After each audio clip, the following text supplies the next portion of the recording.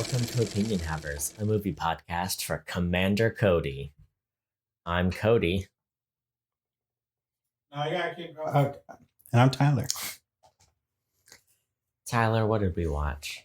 We watched Star Wars 3 or 6, Revenge of the Sith. Episode 3, the 6th movie. It's the easiest way to explain it. Yeah. I feel like if you just get it all out of the way at the beginning, then you can move along. Then you see, because when you started, I was going to ask the question, but then you answered my question. Then you further expounded and answered my second question I was going to ask. Yeah. So now we're all on the same page. Exactly. This is the third movie. Yeah.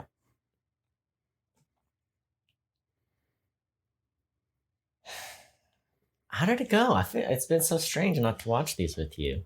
These last couple ones. What even happened? I think you want me to give you a plot synopsis, or what are you asking? I'll take whatever you'll give. You know, that's where I'm at. I'll tell you about the film. Okay, here's what's going on. The Clone Wars begun, have they, or whatever Yoda says, and they're popping off all across the galaxy. Like, Jedi are slaughtering battle droids in droves. It's a massacre, a genocide of droids, some might say. And then so they were like, it's like all that cool stuff happened. Now we're coming to the end. Now we're back into the politics and the scheming.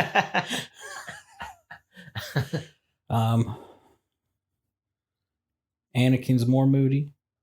Obi-Wan's more grumpy. That's a bold statement you just said right there. Palpatine's older.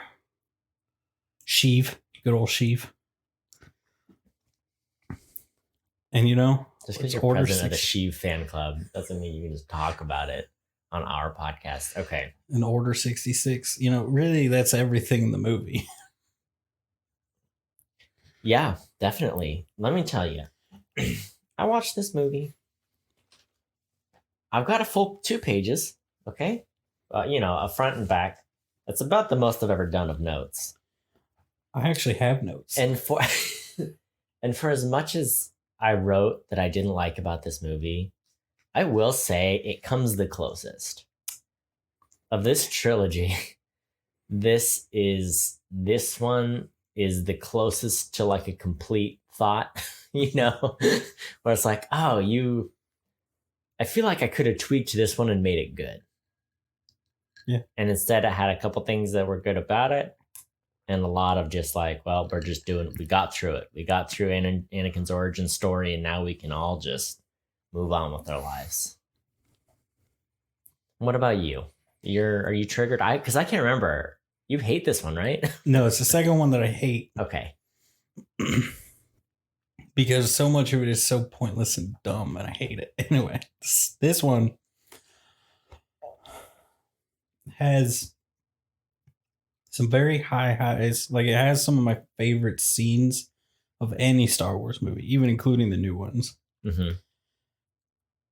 But rewatching it now, because this is the first time I think I've watched this since we started doing like the podcast and I started like being more critical of movies. Yeah. And I'm so mad about this movie. I understand the anger people had directed at George Lucas with this movie. Mm-hmm. And why he was like, fine, I'll sell to Disney for $2 billion. Was it 2 or 4 billion? Billions of dollars.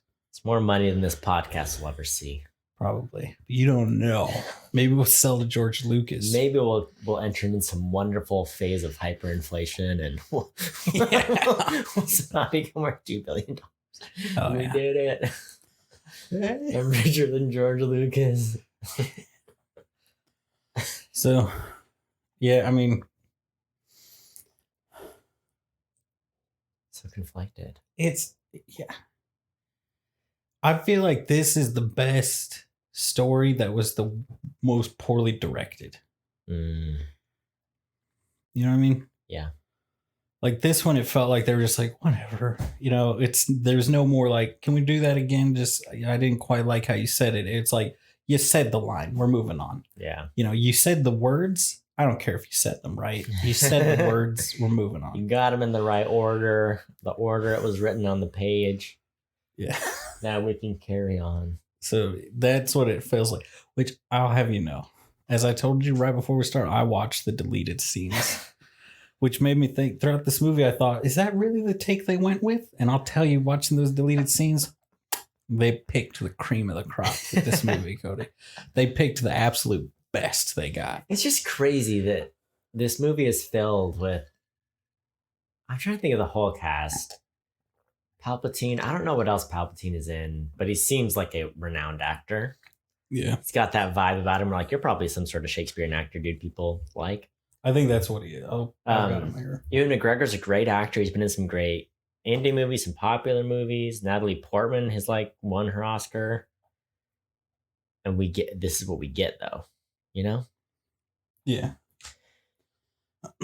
Fun fact, you're talking about the deleted scenes. I learned that the original cut of this movie was 4 hours. The first hour is the opening scene where they're rescuing Chancellor Palpatine. Imagine that, but an hour. And that accounts for most of the 4 hour cut. It's crazy to think about.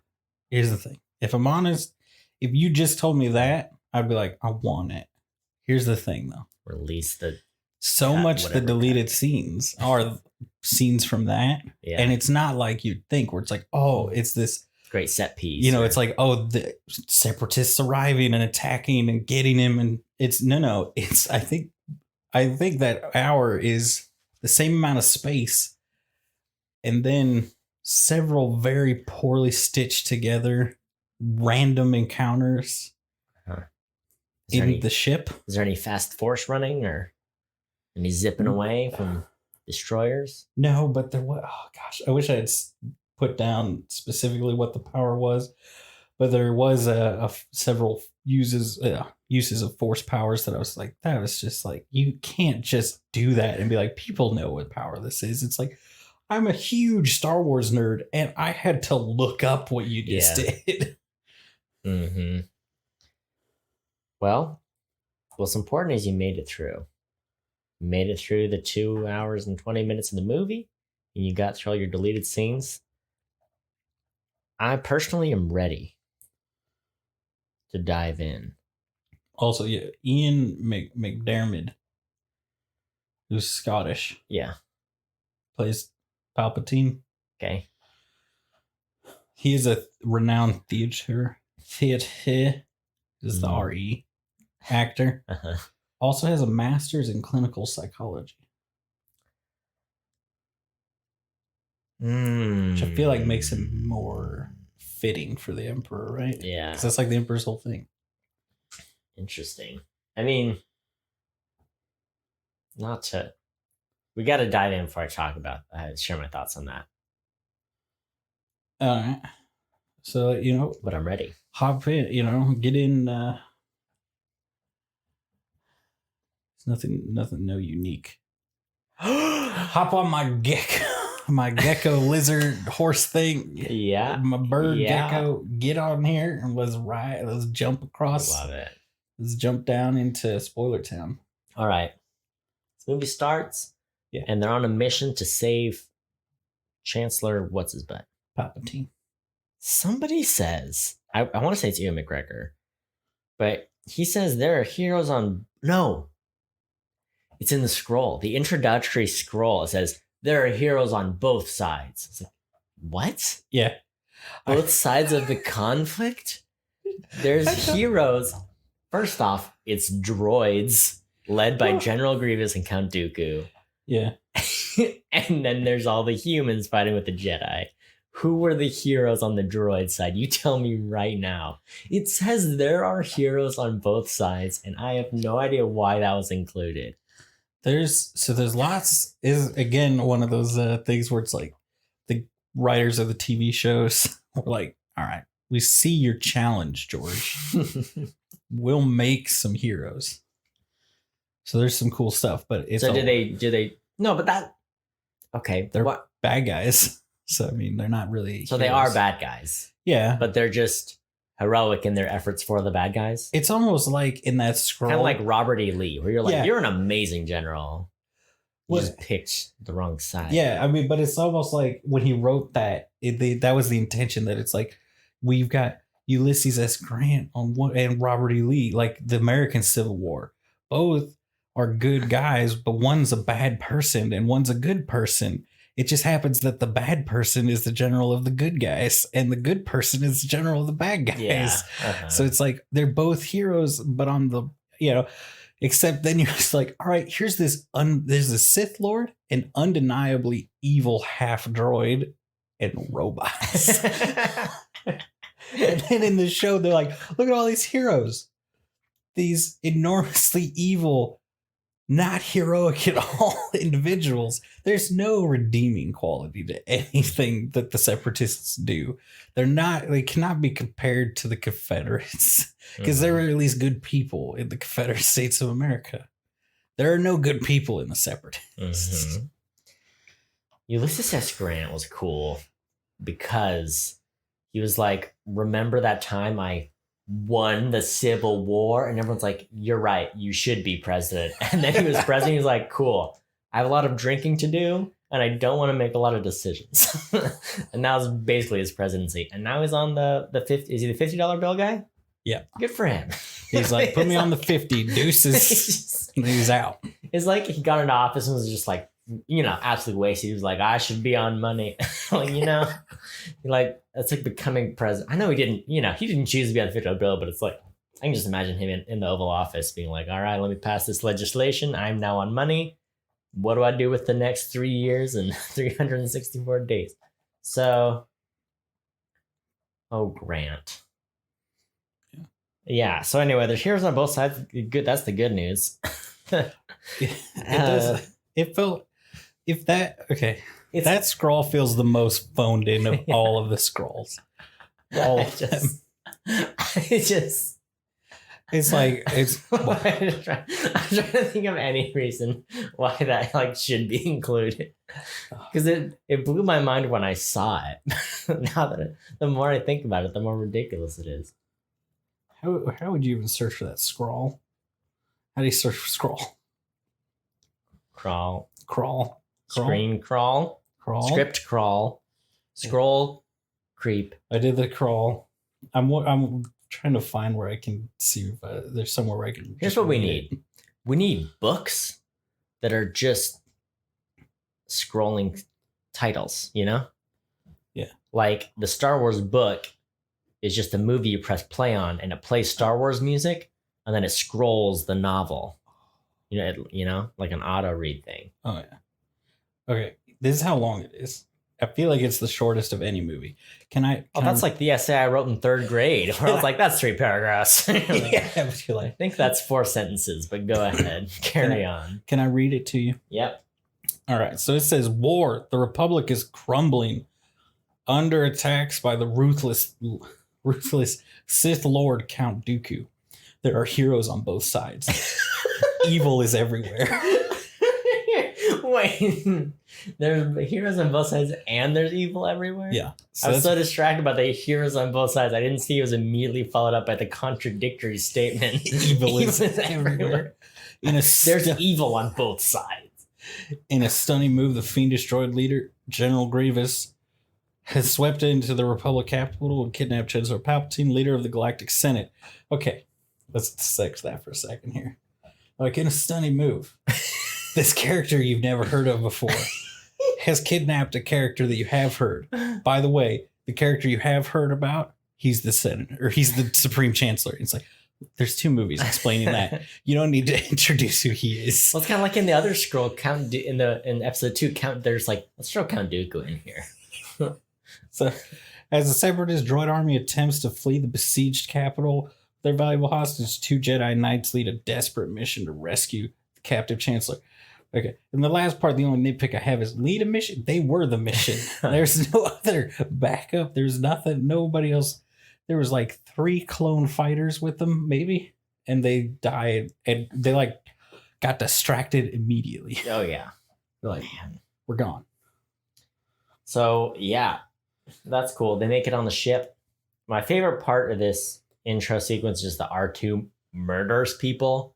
A lot. I mean, they were droids. Yeah. R2 spills oil on them, lights them on fire. I was like, this is great. I love like secret agent R2D2. Let's do it. Like, give him a movie. Why doesn't R2 have a movie? You know, Cars 2? Yeah. It's that, but it's R2D2. You know, where he's like, he has way too many gadgets and should not, you know, that's what I want. Tiffany did like the scene because there's like the part where it's him lighting those two super battle droids on fire. Uh-huh. And then it cuts back to Anakin and Obi-Wan. And Anakin's like, no loose wire jokes. He's like, he's trying. And then it cuts back to R2 just like beep boop going away from two like burning wrecks. And that got Tiffany. She thought that was hilarious. Yeah. And I was like, that is very funny. Oh, man. I don't know what this is in reference to. I was about to say that. Who said that? Oh, does Anakin say that? I don't know. Yes. Someone says that. Absolutely. It was worth mentioning. So, oh, that's what it was. Because Ewan McGregor's like, all right, we got to fight. Obi-Wan's like, hey, we got to fight Count Dooku. Let's go in together this time, you know. And then Anakin's like, yeah, that's what I was gonna do. Like, all right, you shut up, Anakin. You blew this last time, so I think it's fair that he reiterate. It's like, together, don't get your other arm chopped off. Oh my gosh. He's like, yeah, that'd be dumb. Here's the thing. The question I have for you. Mm-hmm. We're talking about the guy who plays Supreme Chancellor Sheev Palpatine. Did he play the Emperor in the original movies? I believe so. Is he the same guy? Because he would have been like in his 30s. That's my understanding, because I remember he was like, yeah, I was not expecting George Lucas to ask me to do the part because I'm so much older now. And I was way younger when I played the Emperor. So he's like, I thought for sure they'd go for a younger actor. Here's the thing. I guarantee you I have learned this fact before, and I guarantee you it blows my mind every time. Oh, yeah. I always just assume they're like, whenever he's credited in the old ones, I'm like, oh, they went back and digitally put him in or something. Sure. I mean, we've done it before. Because that's like one of his first credits. That's like, he is the Emperor, which is really funny because he's the Emperor. So everybody's like, oh, he's so bad, and this movie's so goofy and weird when he's lightsaber fighting. They should have gotten someone different, sinister, like the original Emperor. And I know I've learned this because I'm pretty sure I've been like, he is the original Emperor. Like, he's the guy. He's always been the Emperor. Even in the cartoons, I think he does the voice of the Emperor. Man. He's so sinister, but he's not very athletic. That's a whole 10 minutes we have to talk about. Okay, so here's the thing. You go. Obi-Wan gets knocked out. Hayden Christensen keeps on fighting. I think he chop off both of Dooku's hands. He manages to chop off at least one or not both of his hands. So he's got Count Dooku at his mercy. Supreme Chancellor, what's his name? It's like, good old Sheev. Hey, good job, Anakin. Kill that guy. And Anakin's like, it's not the Jedi way. He's got to stand trial. To which Supreme Chancellor says, do it. At which point Anakin says, good point, and just killed. I was so upset. Because he's so he's conflicted, right? He's like, I shouldn't do it. It's not the right thing to do. He needs to go to trial. And the thing that tips him over is Chancellor Palpatine in a different voice saying, do it. And what is that? That's all it takes for you to commit murder? Oh, I think I have. Do it. That was it. Here's the thing. What? I bet you I have George Lucas's answer and every superfan's answer. Oh gosh. And I hate it. Related to the Force? Oh, you know it. Did he force his hand? Palpatine is the most powerful Sith ever. Yeah. But his big thing is he could like dominate people's minds. That's like how he was able to become get the Empire and everything. So I'm sure his thing would have been like, why does changing the voice? It's like, well, he used the Emperor's voice. used his like force dominate. See, if that's what you're going to claim, then he needs to have done a hand gesture, or there should have been some sort of visual cue, him tilting his head, or like a music cue, or the something. Voice.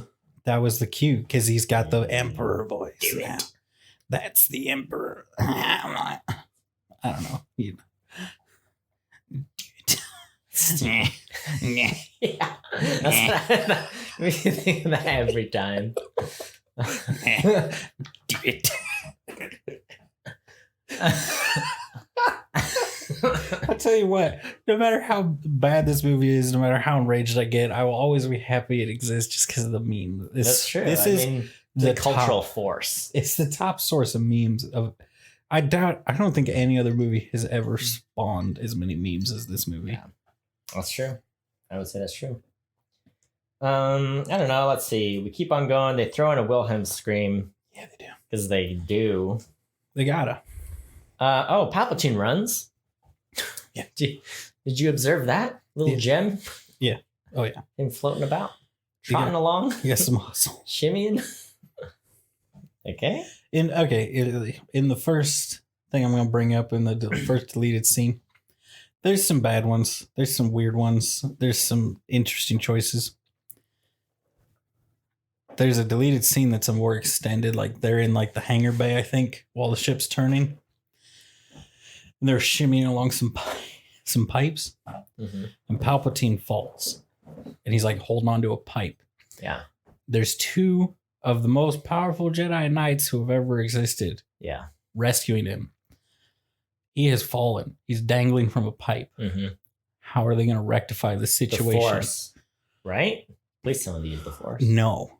Okay. What do? They shimmy back to him, and Anakin sticks out his foot so that Palpatine can grab onto it to pull himself up.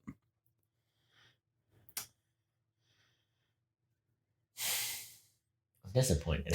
Yeah, you disappointed are. in George Lucas. I read the trivia somewhere that Steven Spielberg helped him put together some of the set pieces, so that also disappoints me. It really makes you question those two and their decisions in general, if I'm honest. Spielberg. So they do the mission. Yeah. They manage to save him. And here's one of the strengths of this movie, I would say. Because they land back on whatever Coruscant, is that where the Senate meets and blah blah blah. Yeah, they crash the half of the ship. And this is what I think this movie does well. Because in the last two movies, Anakin has been absolutely insufferable. Yeah. And you talk about him being insufferable in this movie, which is true for many scenes, but there's like a 20-minute period where you're like, oh, he's grown. He's like a pretty good dude now. Because Obi-Wan's like, all right, I'm going to go report to the council, whatever. And he's like, oh, but don't you got to come, you help save the chance. He's like, no, it was all you. So they need a hero to cheer on. And Anakin's like, thanks, man. We're bros. We're so cool. I was like, oh, look, he's grown up a little bit. Yeah. And then, I didn't like that they were just, Padme shows up and they're just hugging in the open. I'm like, this is not a secret still, right? We can all agree that this is not secretive, which is fine. But she's like, oh, I'm pregnant. And he's like worried about it, but he's still really supportive. He's like, no, this baby is a blessing. It's a miracle. It doesn't matter. Whatever. You're like, oh, he's being like a good husband. This is great. He's grown up. And that changes throughout the movie but there are moments in this movie where I'm like, oh, this is the Anakin we should have seen in the last movie. So we could have seen the fall or had more sympathy for him. I was like, oh, I saw flashes of the Anakin that it should have been, where it's like, oh, we're really rooting for Anakin. Yeah. I think he's less whiny, but more moody. That's what I meant by that. Yeah. More moody, more brooding. He gets worse as the movie goes. What I'm saying is, during the first third of this movie, there's those periods you're like, oh, yeah, that's Anakin. That's what he should have been or could be, and then he weren't. Yeah. Which, again, is what the shows kind of do, which I do like. There's that one line. There are like moments of good storytelling and like seeding. Okay, this is why Anakin has spent so much time with Chancellor Palpatine, because he's the poster boy of the army of the Republic. Like he's the He's the Patrick Mahomes. He's the young, powerful Jedi that they're like, look, this is what the Jedi are, and this is what, the Republic is. This is him. He's the face of the good fight. He's the captain. He's Steve Rogers, the Captain America of the, So in that kind of... He's the Joan of Arc, of the whatever. Yeah. So being that kind of position... Hold on, I can do one more. Give it to me. One more. He's the Charlie Sheen, the young Charlie Sheen. Not Charlie Sheen today, but Charlie Sheen in Platoon. All right. Did I do it? Yeah, you did it. I almost did it, though. You nailed it. But that would explain why he's spent so much time with the Chancellor and why they've grown so close. That would have been nice to see. It would have been great. It's a real Dumbledore Grindelwald situation, probably. Probably. I don't know. Have you seen Fantastic Beasts? Oh, yeah. Okay. I've only seen an hour and a half of one of them. So. They do a blood pact.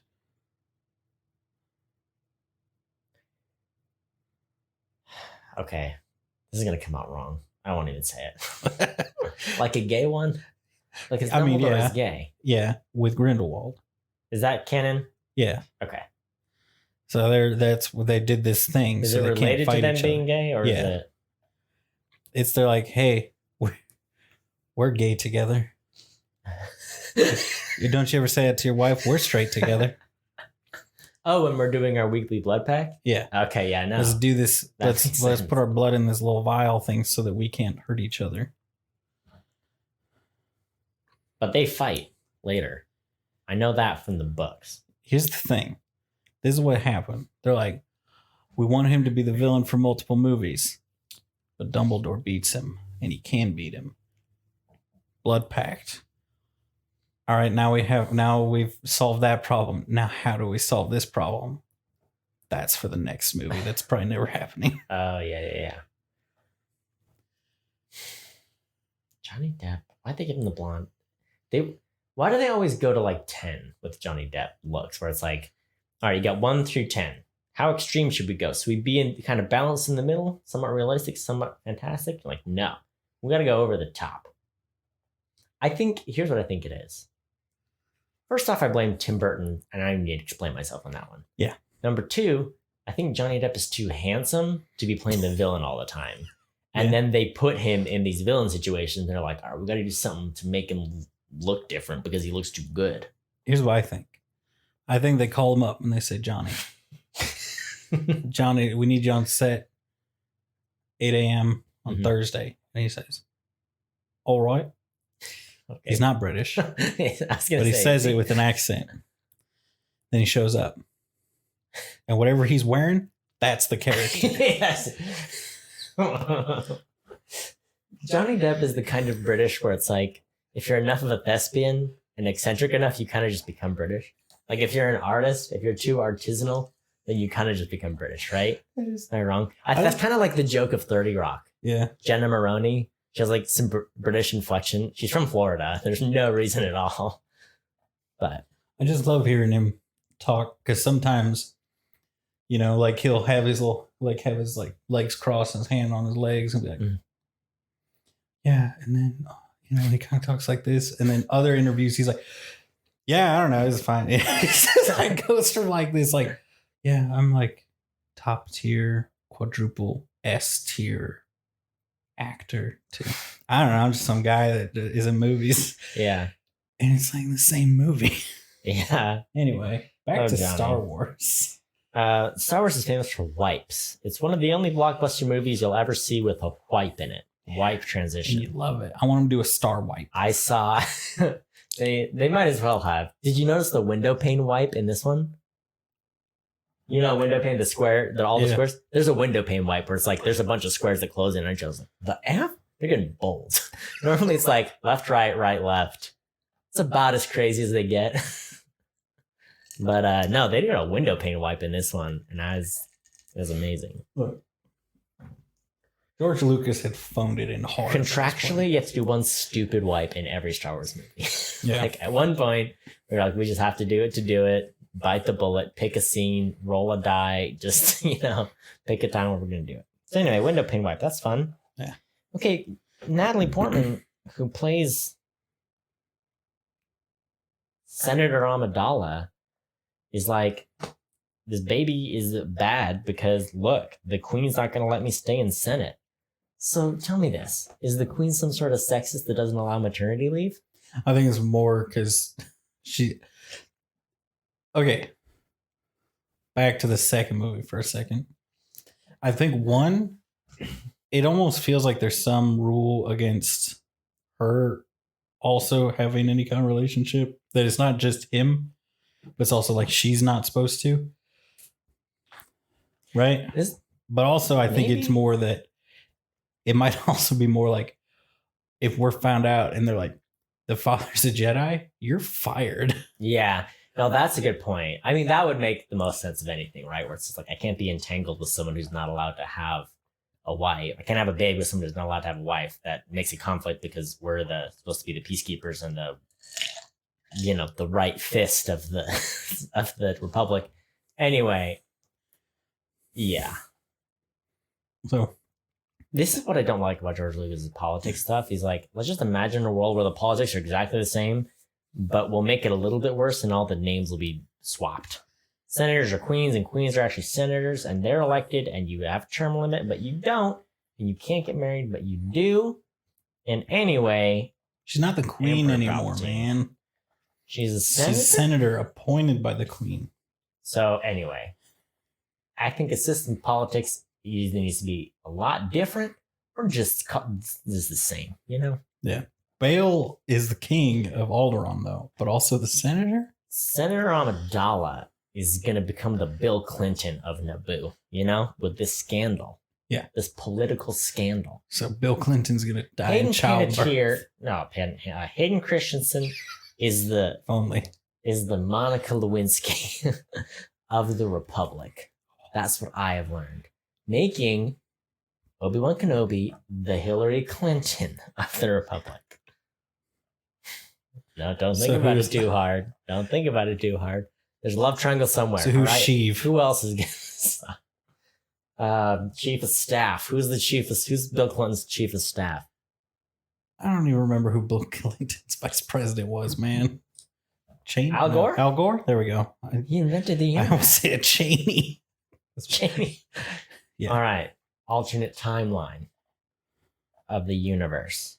New timeline. Bill Clinton, still president in the 90s, but Dick Cheney is his vice president. Furthermore, Al Gore is George Bush's vice president. Can you imagine what a better world we would live in? No. Hayden Christensen is Monica Lewinsky. Yeah. That's what I've gathered from our conversation. And who's Al Gore? Sheev. Mace Windu. Darn it. Yeah. Mace Windu's Al Gore. Yeah. Yeah, you're right. That's better. All right. So, what? Can I? Since you're talking about this, I feel like there's less chemistry between Anakin and Padme in this film than there was in the last one, and there was not much in the last one. Oh, here's why. Because in the last one, it was exciting because it was wrong. That's the only reason they're together is because they got hormones and they're not allowed to have anyone, and so it's so wrong it feels right. Yeah. Now in this one, you got the shotgun wedding. The fooling around is fun. A year after a shotgun wedding, who's having fun still? It's like you had a bad foundation for your relationship. Yeah. Now let's fast forward, and of course it's not going to be good. Yeah. They're built on relationship. Let me tell you something about relationships. Tell me about it. They're built on trust. Yeah. Mutual understanding, shared goals. They don't have shared goals. There's no trust because they're in a dishonest relationship. They can't be true to what they are aspiring to be. Yeah. As we all know, if you meet a girl and then 2 weeks later ask her to marry you and get married, it's never going to last. Never. Only an idiot. Oh. We have fun. I think it was 10 days before I asked Tiffany to marry me. I mean, 10 days after we started dating, though, Cody. Come on. It was 2.5 weeks after we met. There you go. That's plenty of time. Or 3 I don't know. That's all the time you need. I also didn't do anything fancy for proposing, which I kind of regret, but I also don't. Eh. I mean, you have each other. Yeah. Hayden Christensen. Tell me about What's his it. name? Anakin's having nightmares. Yeah. That he's going to lose Padme, just like he had nightmares about his mom in the previous movie. So he's like, no, I can't do it again. So he goes to Yoda and he's like, I'm having nightmares. I'm going to lose someone close. You know, I'm going to lose somebody. Someone's going to die. And Yoda's like, oh, someone close to you? Well, they're having their conversation. Yeah. Yoda, who's very wise, is like, look, fear of loss is a path to the dark side. He spells it out at the very beginning. He says, this is bad. And I actually really like, okay, let me back up a second. There are 3 different Yodas. There is prequel Yoda, there is original trilogy Yoda, and there's the sequels Yoda. These are very different characters. Yeah. Original trilogy Yoda is kooky, but kind of wise, and he's crazy, and we love him for it. Yeah. Prequel is like not even kind of the same dude. And I don't know if like, I don't know. He's fine. He's more political. You know what I'm saying? Yeah. I don't know. The Jedi Council bureaucrat stuff sucks. It's him before he does 40 years worth of mushrooms. Yeah. On a Anyway. swamp planet. My point is, I think the best part of Yoda shone through in this movie, in that scene, because he's like, look, fear of loss leads to the dark side. You have to be careful. And look, if someone dies, that's just their body returning. You know, the midichlorians are just taking that body back to be part of the Force again. You know, like, oh, that's a beautiful way to think about it. You know, someone dies, they pass, they become part of it. It's the circle of life speech. Okay. Yoda is the Mufasa of the Star Wars universe. Okay. So Anakin is the Simba and the Monica Lewinsky. He is Simba. He is Monica Lewinsky. So that Anakin also becomes Scar by the end of the movie. he does get a scar over his eye. So there you go. Anakin is both Scar and Simba and Monica all in one. Yeah. So which the analogy works at the very end there. Right? yeah. Yeah. So it's a beautiful sentiment that Yoda shares, and Anakin's basically like, bag that, no one can die ever. Anakin, Yeah. that is the opposite of how the world works. People die. Yeah. So anyway, it just bummed me out because all the listening he does to Chancellor Palpatine, what's his name? Yeah, Palpatine. Sheev is his first name, but Whatever. nobody knows that. Just the only I read it in trivia, and then it reminds me, and then I nail it home. Really go for it. George Lucas is like, what's his name? Palpatine. Steve Palpatine. Steve, that's stupid. Steve. Sheev. Yeah. That's Which kinda is Star not Wars-y. said, if to my knowledge, it's not said once. All right. So anyway, I just bummed that like Yoda's dropping this like truth nugget on Anakin, and Anakin's like, well, that could never work. And carries on. Okay. No, is that the Jedi's fault, Cody? Everything's a Jedi's fault. Now we're getting into the philosophical discussions of trying to explain George Lucas's lack of writing skills. Mm-hmm. That it's the Jedi's fault for saying you can't have attachment. You can't feel grief. So then none of the Jedi learn how to freaking deal with grief. Mm. Yeah. So then they go crazy and they're like, why'd you go crazy? Oh, speaking of why he went crazy, here's the thing about that. And this is where Yoda may have been very wise in that scene, but the Jedi Council's stupid later on. Yeah. Palpatine is like, okay, I have a great idea. I want Anakin on the council. I need my right-hand man. I need my Steve Rogers. I need my Monica Lewinsky on the council. Yeah. Right? He deserves to be. He's the best. He's the man. And the council's like, you can be on the council. Well, it's just so funny because Senator Palpatine is like, Anakin, I'm going to put you on the Jedi Council. Anakin's like, I'm going to be a master? Like, nope. He didn't say that. He doesn't have the authority to say that. He's not a Jedi. He does not control who's on the Jedi Council. Anakin, you're an idiot. What are you doing? And he's like, no one can. I know two things. No one can ever die. I'm now a Jedi Master because a senator said so. Or, our chancellor told me that. And you're like, no. Supreme chancellor. No one ever told you were master. You assume that yourself. You show up at the council and they're like, yeah, you're on the council. You're on a Jedi Master. And he's like, what? This is an outrage. I'm 20 years old. I should be. That's the other thing. They point out like, oh yeah, no one your age has ever been on the council. It's just like, dude. And even Obi-Wan's like, look, have patience. Give it some time. We're in the middle of this crazy war. You'll get there. You're doing great. You're better than me. Just give it some time. Yeah. Once again, Anakin's like, no, that sucks. I am a Jedi Master. Chancellor Palpatine told me that. Yeah. Which, by the way, he didn't. You know what I'm saying? Oh, I know what you're saying. Here's the thing, though. What? I think, as he said, no one's ever been on the council and not been a master. It's outrageous. Mm-hmm. It's unfair. Mm-hmm. We gonna cry? You gonna cry about it? Tiffany started sending me a lot of memes while we were watching it, and one of them was the Wi-Fi connected without internet, and it's like, this is outrageous. It's not fair. How can you be connected when not have internet? Anyway. So here's the wait, no, that wasn't the point. That wasn't the point of my thing. I just thought it was funny. So I'm pretty sure up till there, Obi-Wan, I think, was Obi-Wan not much older than Anakin, might have been the youngest Jedi Master ever on the council. Mm-hmm. Qui-Gon Jinn wasn't even on the Jedi Council because every time they're like, hey, don't go do that thing. And he's like, got it. Then he went and did the thing. That was his deal. That was his mojo, Oh, yeah. And then he was like the Dick Cheney. Be like, to go to your thing, it'd be like Bill Clinton going to Monica Lewinsky and being like, you're my right hand man. You're the Captain America. You're the poster boy. I need you to go be a part of the Joint Chiefs. And she's like, and then she said, I'm a 4-star general now. And then the generals are like, no.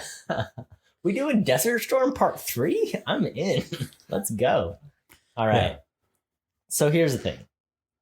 Jedi Council is stupid because they're like, look, I know Palpatine sent you here to spy on us. We need you to spy on Palpatine. Yeah. Here's the problem with that. Anyone with half a brain who's seen the movie The Departed knows that Leonardo DiCaprio will go crazy when you ask him to be a double agent. Have you not seen Judas and the Black Messiah? Have you not seen The Departed? Have you not seen a third example movie about how there's double agents and they always get caught up in the middle and it goes very bad? You're going to take the most powerful young Jedi you've got. I got a third one. Star Wars Episode 3. You're taking the most powerful young Jedi you got and be like, look, let's just sandwich you in this impossible position between the council that's supposed to be leading the armies and the dude who's gaining more and more political power over everything. Yeah. Also the guy who's super obviously a Sith. It's okay. Here's the thing. The Jedi are like, I don't know. They're in the second movie, they're like, the Sith could never happen. I don't know why the dark side's clouding the future, but there could never be a Sith Lord. Now they know there's a Sith Lord because of Count Dooku, and they're like, well, good thing there isn't a different one like in our midst. I don't know. Yeah. Like, I don't trust this Palpatine guy, but not a big deal. He's a little fishy. Can I read you one of my notes here? Tell me. So later, when Mace turns to Yoda, it says, "I sense a plot to destroy the Jedi." Who said that? Mace Windu. Yeah. That's what I wrote. Really, Mace? You're just now sensing that? What gave it away? Was it the constant reference to a plot to destroy the Jedi by every separatist? Yeah. Or was it the Chancellor obviously being a Sith Lord? What gave it away? It's just like, I was so like, what? What kind of statement is that? And especially ones like the shows, which George Lucas wrote on the beginning of those shows and stuff. Oh. Very involved in. Mm-hmm. It's all part of his story. It's all supposedly what was locked inside his mind. Every time they confront a freaking general or one of Dooku's 5,000 apprentices, they're like, the Sith will destroy the Jedi. We have a Sith Lord in the Senate or something. And they're like, you're lying. And then they're like, I think there might be a Sith in the Senate. Really? Is there like maybe one particular person who's more powerful than everyone else on the Senate? He's been hoarding power this whole time and fear mongering. Maybe somebody. Does that person exist? Yeah. Maybe somebody who, every time, like right before the separatists attacked, is like, hold on, I got to go use the bathroom real quick. Mm-hmm. And then you heard like real sinister sounding voices coming from the bathroom. And then you came out and then the separatists attacked. Right. Or you're like, we're going to move all of our troops to this system. And then he's like, hold on, I got to go take a call. And then he comes back and they're like, we just received word that the separatists have moved their army to the system we were going to move our army to. Yeah. Mason knows a thing or two. All right. He's up on it. You got a purple lightsaber. No one else has that. That's what you don't understand. Yeah. So, that's the other thing. We're talking about Anakin. Anakin goes to the council and is like, this is outrageous. This is upsetting. I can't believe I'm not a Jedi Master. They're like, we never made you one. But my problem with Anakin is things don't go his way a little bit. And he throws a tantrum in the worst possible place. Like, that would be like your boss being like, look, I'm not giving you a promotion yet. And you like throwing a glass of water in their face. You're like, this is the opposite of what you want to do to get the promotion you want, Anakin. Like, you can't just be like, you think I'm too immature to be on the council? I will throw a tantrum on the council to show you how mature and deserving I am. Yeah, but he's smarter than them and more powerful than them. So it's like if anybody really was smarter than their boss, which we all know. Nobody. That's ridiculous. It's not possible. It's not. Or else you'd be their boss. Exactly. That's how the universe should work. Mm-hmm. Everyone takes an IQ test when they join the company. They sort the employees from smartest to dumbest, top to bottom, and that's the hierarchy. That's how it goes. Yeah. Now let's pivot away for literally 30 seconds because we're going to get back on Anakin in a second. Yoda is like, he says something about like, oh, I've got good relationships over on Kashyyyk. Let me roll up. I'll roll up over to Kashyyyk. No worries. Did you get the vibe that he's got like a baby mama there? The way he said it, I was like, you know what? Yoda's got some sort of connections there. Like, I think he got a baby mama. Yes or no? Yes or no? Search your, hold on. Let me do my favorite quote from this movie. Search your feelings. Search them. Search them. You know it's true. Search your feelings. You know it's true. Yeah. What? Okay, back to Anakin. Okay. So Palpatine is like, look, they're just jealous of you. It's fine. What bothers me the most, the Anakin doesn't see that Palpatine is just like,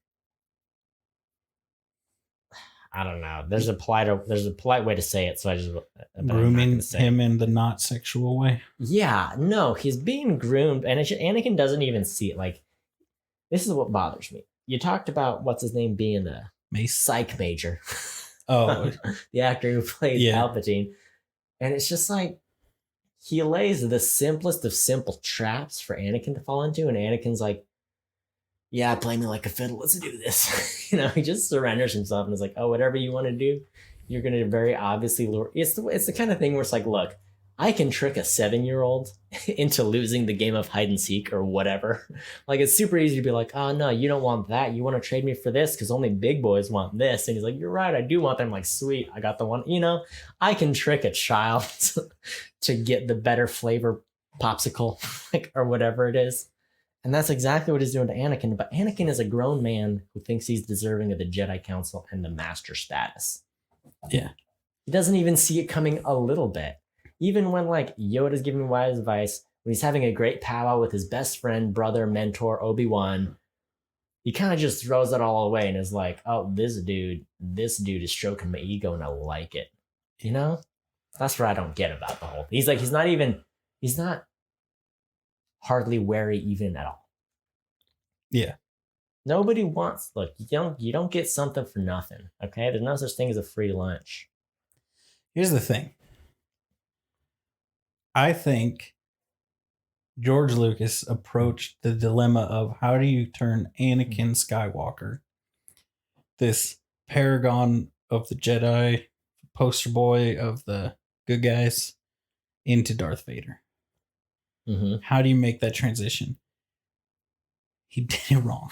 That's what I'm going to throw out there. I'm going to say it. I'm going to throw it down. I'm going to throw down that gauntlet. So and controversial. I will dare anybody to pick it up. I mean, this is what I think. It's a great summary of what the rest of my notes are. I think how he did approach it was Palpatine grooms him to be to do the switch, and then ends up doing the whole like I'll do whatever, like I will do whatever you ask. Yeah, how he the Monica Lewinsky. Yes. No, now we're back. One of my 5 metaphors is going to land. Okay, wherever we are, we have a way to tie it back. Oh yeah. How he should have done it is like maybe do the same, like have Palpatine have him trying to push him that way, but have Anakin do some pushback. Like Anakin be like, no, which there is a little bit of every so often, but not enough. It's very much like Anakin's not a Jedi. It's mostly like he's like have it be like when he kills Dooku, have it not, maybe don't even have Dooku die some other way. Like something falls, Anakin and Palpatine barely get away, Dooku dies, but then Palpatine sells it like, oh, Anakin killed him. And then in the moment, like have it do the same thing. He tells him the story right when Mace is about to kill him, be like, no, I can help you save the one you love. And then in that moment, do Mace dirty like he does. And then have him be like, I have to go to the council, and be like, then Palpatine's like, no, you can't go to the council. They'll kill you. And then Padme will die.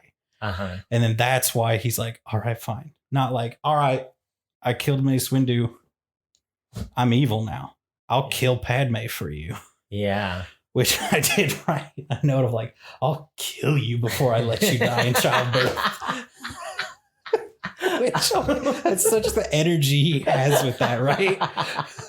Like, I will kill you. That's it. No, that is exactly right. I think because when you think about the logic of it, there are times you're like, oh no, he's grooming Reluctant, right? Because if he convinces him to kill Count Dooku, he's like, oh, this is our little secret, which it does tie you to him, right? Because it's like, look, I know this terrible thing you did, but I also know how great you are, right? Yeah. But it's not played up enough, or it's not played the right way, kind of like you pointed out. And I think the same thing goes for that scene where it's like Mace Windu is going to take Palpatine in for trial, which is ironically the opposite of kind of what happened to Dooku, where it's the same thing that happens with Dooku, right? Where Anakin's like, I should take Dooku in for trial. And Mace Windu's like, we should take in Senator for trial. And Anakin's like, yeah, never mind. I guess he doesn't like trials. I don't know what it is.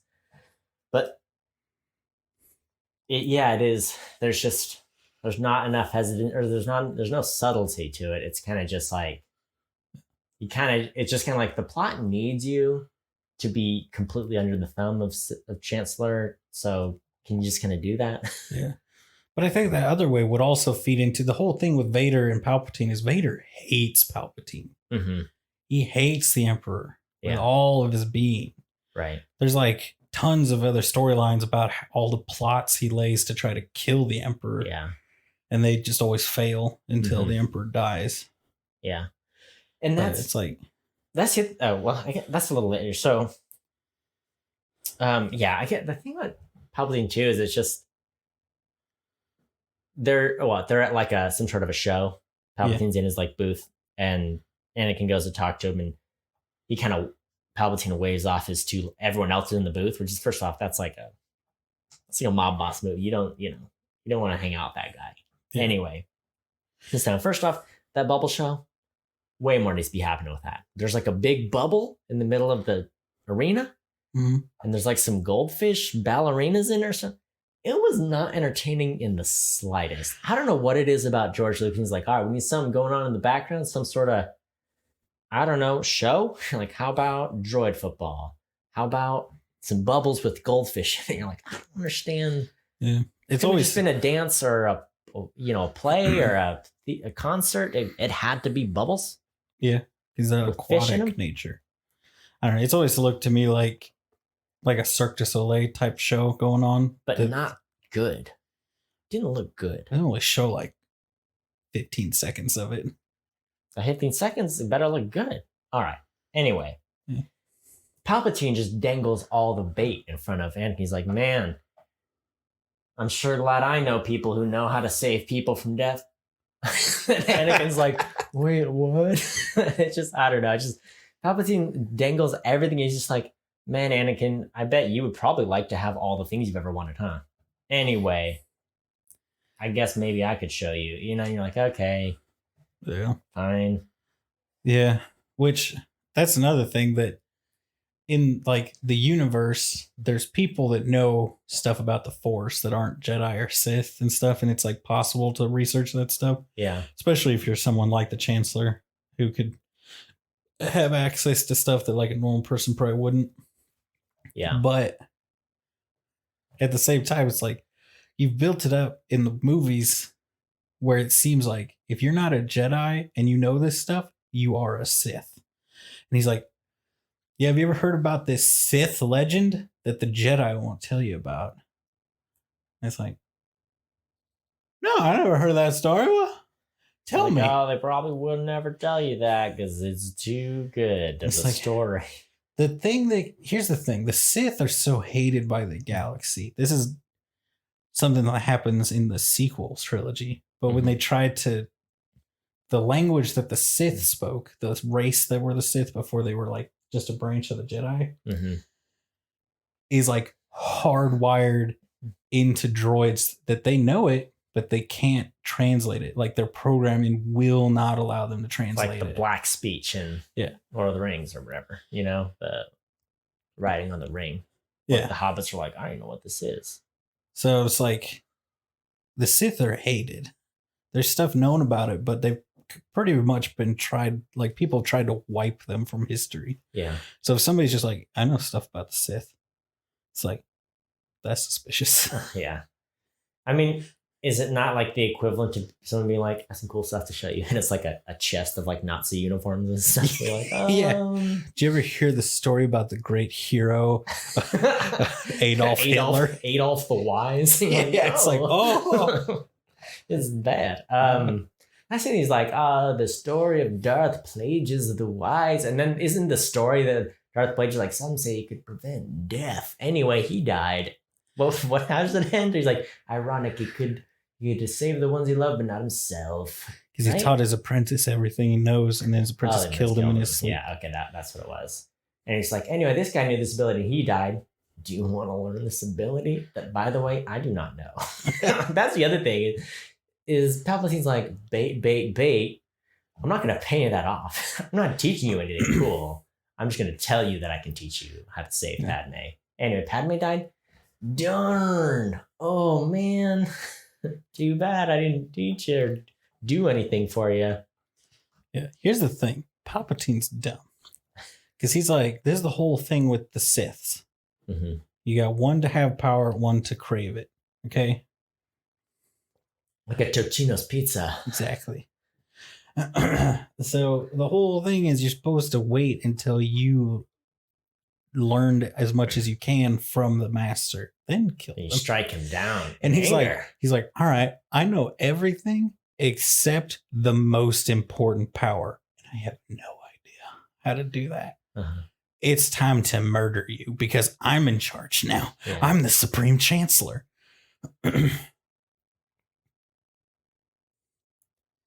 I got no excuse except what's his name? Whenever I don't know. Jar Jar's in this movie, by the way. I just wanted to point that out to you. No. He's in it. There's a Wookiee fight in Kashyyyk, remember that? But more importantly, Jar Jar's in the movie. No, hold on. This is a real thing. Okay. Do you remember the trailer for this movie? Yeah, they made it look like that was going to be a They much were like, bigger and thing. an army of Wookiees. And then the movie, it's like 10 seconds. Yeah. Made me so mad. And then they're like, Order 66. Now the I'm Wookiees gonna are be dead. I'm gonna be honest.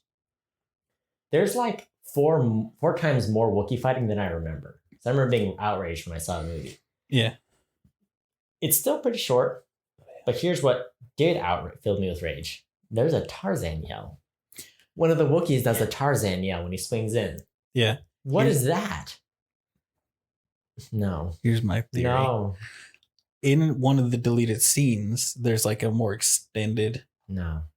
That. I'm having a weird deja vu.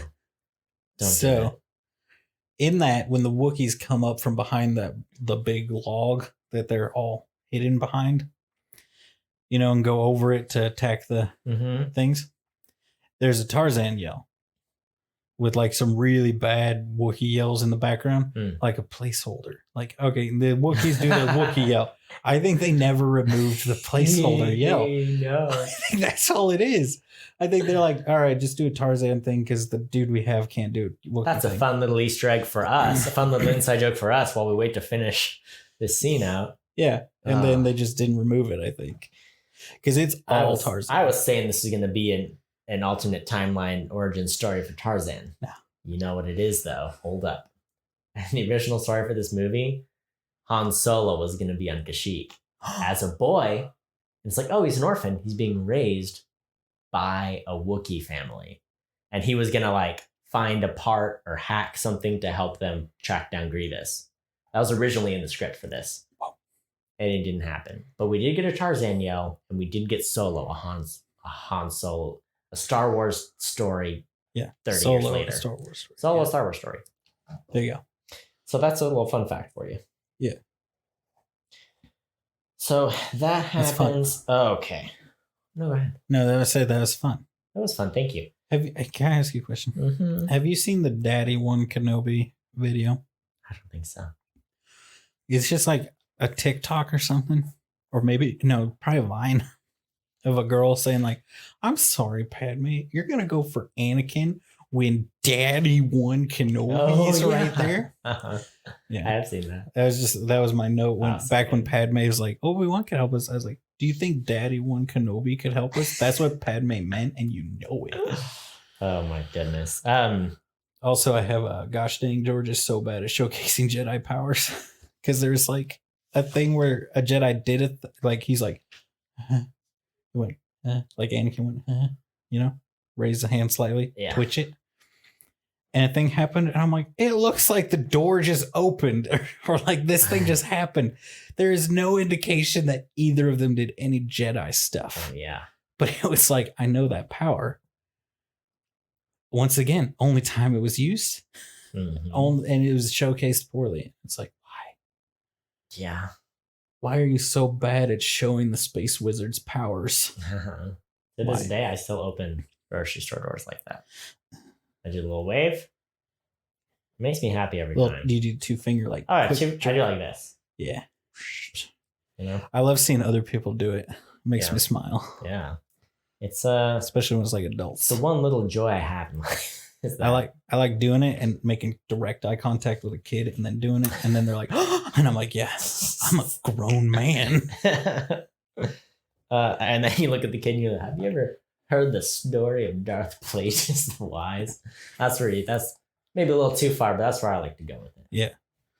Really? He taught his apprentice, who's definitely not me. That's the other thing too, because later on, Palpatine's like, yes, my mentor may have taught me. So it's like, dude, Anakin, get out of here. What are you doing here still? This is the worst vibe. Okay, hold on.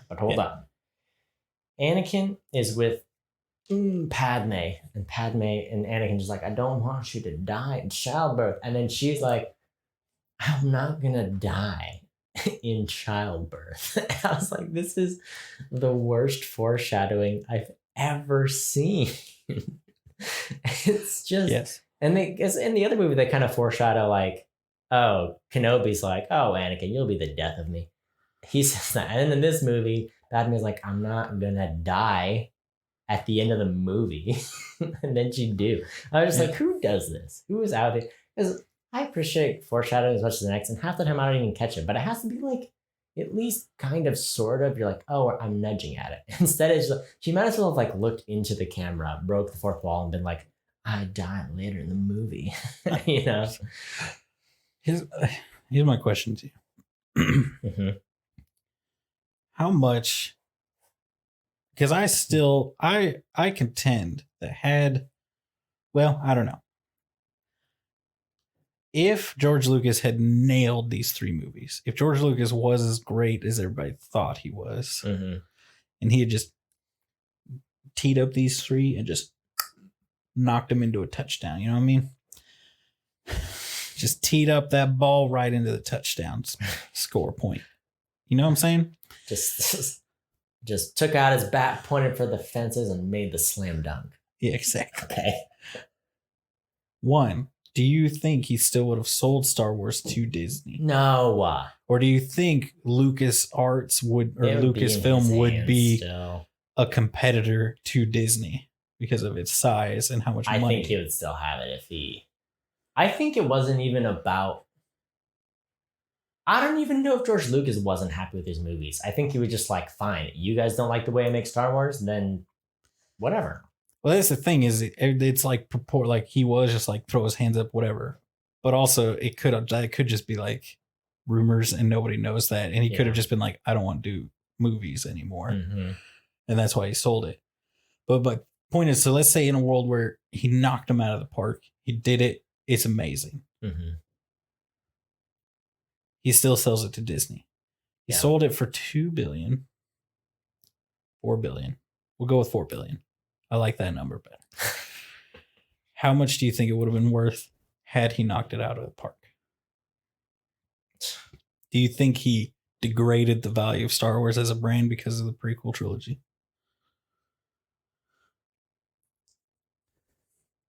I mean, the fact that it lived on despite of the prequels makes me want to say no. Because they did still live on. Yeah. And they still had the juice in them. I do think, I mean... They made a ton of money. Everyone still saw them is the thing. Yeah. Franchise is still alive because everyone saw it. Like, it's not like it wasn't a John Carter situation where it's like, oh yeah, no, we did not recoup our funds. You know, like we did not make the profit we needed to. Like they still made the money. Yeah. And I would say these are better than most bad movies. It's more that they're disappointing and they're too, it's like you think about Star Wars as Star Trek, but you think about Star Wars as a step above Star Trek. Star Trek can be campy and weird and dumb and goofy, but Star Wars was above that. Yeah. And this brought it down to that level of like, yeah, the Emperor is going to fight with a lightsaber and he's going to make weird faces. And he's going to go as he stabs. That's what he's going to do. All right. When it's like, that's a very Star Trek move. Oh, man. But that's what I've always wondered is like, because the movies, I mean, what would our universe be like? Yeah. I mean, this movie made over $850 million. Yeah, it's a lot of money. And it only cost $113 million to make. I saw facsimiles like Star Wars literally has been like, or which one? It's like most Star Wars movies are like the most successful movies of the year. Like whenever Star Wars has come out, that usually is like the highest grossing film or like a top 3 movie. Yeah. I forget which one. One of them, maybe I saw Sherry Summers like, oh, this is like the only one that wasn't number 1 this year or something. I forget. I think the second one wasn't number 1 that year. So the second of the sequels, I mean. Attack of the Clones? No. The new ones. The yeah. Ryan did that one come out the same year as Infinity War or something? Yeah. It got beat out by like a Marvel movie. Yeah, right. Yeah. Which is still Disney. The perfect scenario is when your movie studio has 2 of the top 3 movie. I think they had 3 or 4 of the top. Yeah. 3 or 4, actually. Okay. Well, this, at least for me, brings me up to the General Grievous fight. Give it Here's to me. The thing. Classic, love it, wonderful. Commander Cody's there. Brightens up my day every time I hear my name in a Star Wars movie. I'm like, this is great. Right. This is a good time for me. What if we had to get rid of one? Commander Cody, bird, gecko, horse thing. What are you getting rid of? Commander Cody, I'm not selfish, okay? I'm not a monster. Good. That's good. Okay, bird gecko thing. Here, I have 2 questions. Number 1, where did he get him from? And number 2, why is their bond so close? This is the thing about Obi-Wan, especially in these movies. This man is everywhere. He's all over the galaxy. He's got best buddies every left and right. I'm like, you cannot be maintaining all of these relationships. Was the feather guy on that planet? Did you bring him with you? Why have we never heard of him? What's his name? How are you interlinked so thoroughly? Have you hair bond? You know, have you done the bonding ritual of Avatar movie fame, infamy? You know, how did he do it? His name is Chauncey. What? I don't know. There are others that are being written in the background of him, like introducing himself. So it's like a mount there.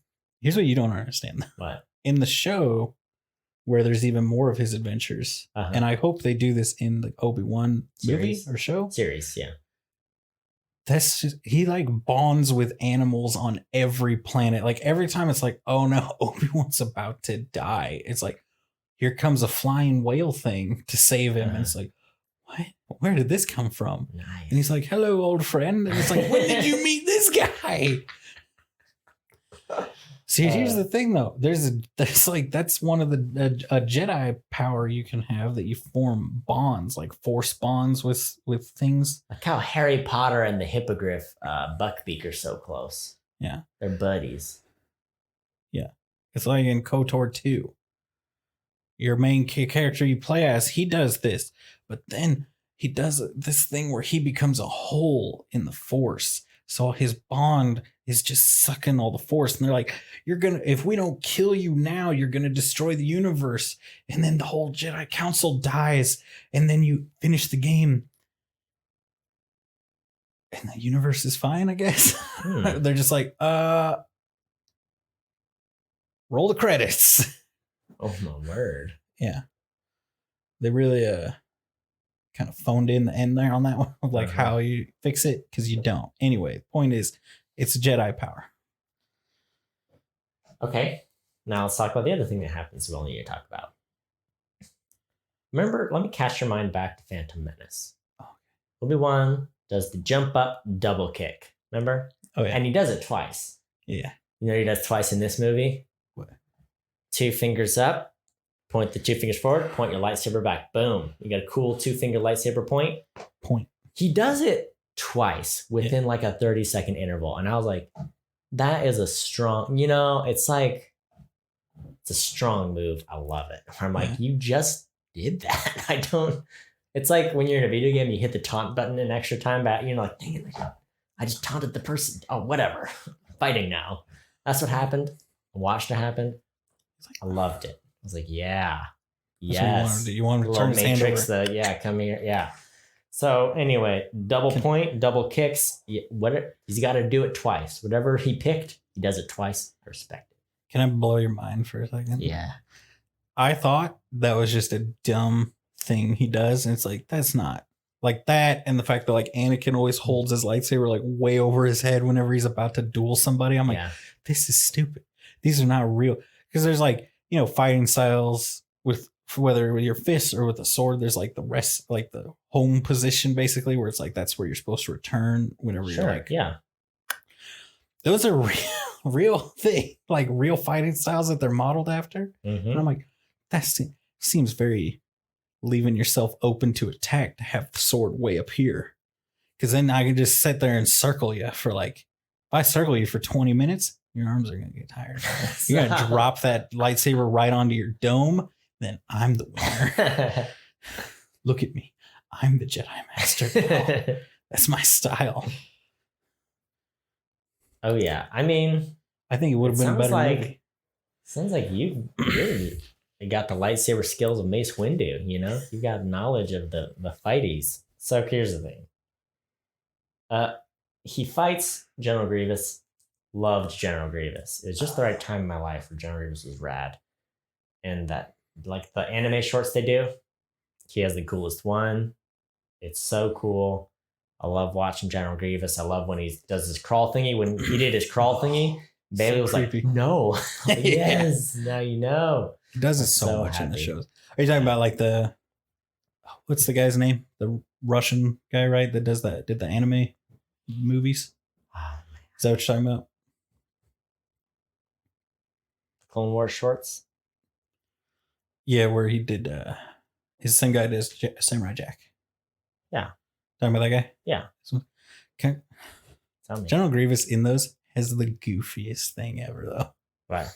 So it's the one where it's right before like how they get Palpatine up to the ships. Mm-hmm. And so the Jedi come to get Palpatine to take him to his bunker. And then they hear Grievous. One of the Jedi getting Palpatine is one of the ones in Grievous's like thing that's like trapped by Grievous. Mm-hmm. So she knows. She's like, I know this sound. That's Grievous on the outside of the building right now. Uh-huh. And they're like, let's go, Palpatine. And he's like, there's nobody coming. See, the sound stopped. We're fine. And then it pans away and then back. And Grievous is just like poked his head down, like, staring like, so, and then just like kicks his way in. But it's like such a like Wile E. Coyote blink blink looking at him kind of thing. And I'm like, this is the goofiest thing. And it's Grievous and it's really creepy because you know how creepy he looks in those. Yeah. And it's really funny. Also in that little anime thing, Palpatine is like so obviously the leader of the Separatists because he's like, no, I want to stay in my like unsecure office. Yeah. General Grievous isn't on the outside of the building. The sound stopped. Yeah. And then it's like they show up to save him. And he's like, oh, you're alive and you're here to rescue me. Grievous? Yeah. And it's like, and then that Jedi's still alive later. And it's like, you should tell somebody that he was being real sketch during this. Oh, yeah. Blow the whistle. Be like, hey, I don't think he wanted to be saved. Mm-hmm. Mm-hmm. I love the Obi-Wan fights Grievous. They go back and forth. They do the whole thing. It's great. Hello there. Hello there. And my favorite thing about the fight is that Obi-Wan kills him with a blaster. And I was like, Obi-Wan has to be like the only dude in the Jedi Council who's like, yeah, no, I've killed. He's not a Sith Lord, right? But he's like right there, you know? Yeah. I've killed a Sith dude in a lightsaber fight with a blaster. I was like, I love that. Good for you. He'll take those kills any way you can get them. Sith are his speciality. Oh, yeah. Now, Cody, here's what I need you to do. I need you to grow your hair out longer. Mm-hmm. And wear a robe. And, I don't know, do something as Obi-Wan for Halloween. All right. I almost said for Christmas. You know what? Screw Halloween. Do it for Christmas. You just show up to my family Christmas party as Obi-Wan. Yeah. Hello there. You can borrow my Obi-Wan Kenobi lightsaber.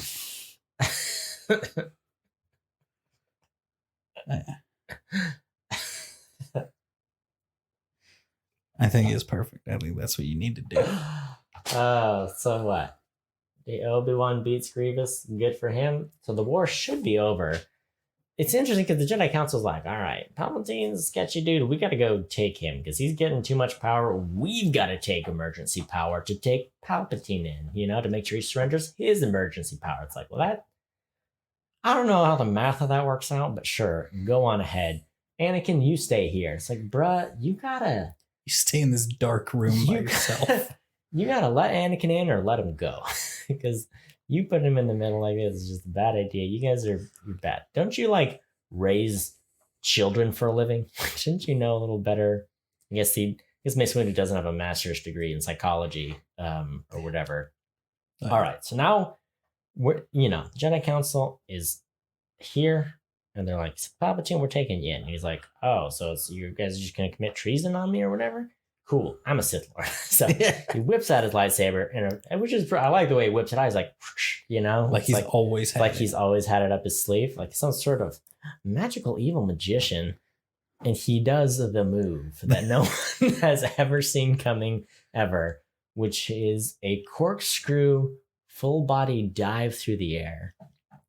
I mean, so iconic. It's his move in Lego Star Wars. It's the most useful move if you play as the Emperor. Shout out to that move because you can cover some distance with that move. It's incredible. And the problem with the lightsaber fight there are many problems. The corkscrew thing is weird. The sounds he makes are terrible. The way he holds his lightsaber is impractical. Like he and Anakin share that they do some very impractical things with their lightsaber stances, which I guess is just a trait of the Sith. So he's holding with two hands right in front of him. You know, like what do you hold that way? I don't know. But that's always he holds it straight out. Like he doesn't hold it up like anyone normally, and he's always poking and sort of. He hisses at one point, and I was like, nope, we gotta shut that down right now. What even is that? Here's the thing. Let me take the reins away from George Lucas again and tell you how Tyler, the ultimate director of Star Wars. Yeah. If they're doing a remake, I want in. I want the director job. I'll do it for $25,000 per month. That's much less than any other director, I guarantee you. Not plus expenses. I'll cover the expenses. Wow. Don't worry. $25,000 a month. All right. You know, we can talk about, we can negotiate the salary later. The point is Jedi Council, let's get some negotiators in here. This is the negotiator. This is what I do. Because Palpatine's thing is not like it's the same thing. He shouldn't have had Yoda fight Dooku. It was a cool enough fight scene.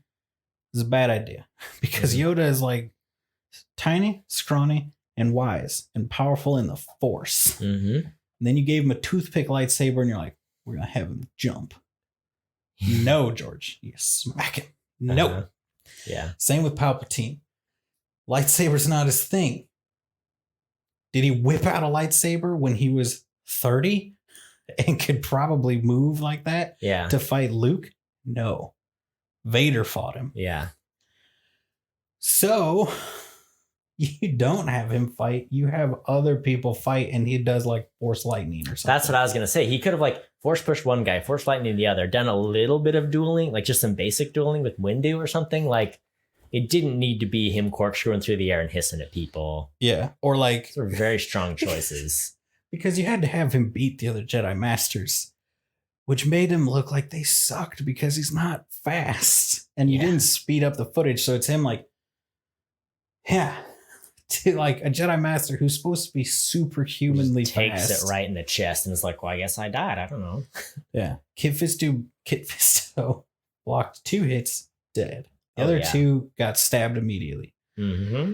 So it would make sense, like you said, Force push, lightning, Mace Windu, little.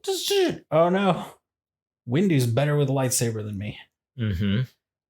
And he's powerful enough to like block and handle my Force powers. So I'm boned. Yeah.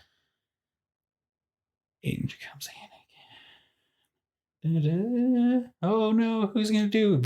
Mace gets murked. He's gotta die. That's or does he?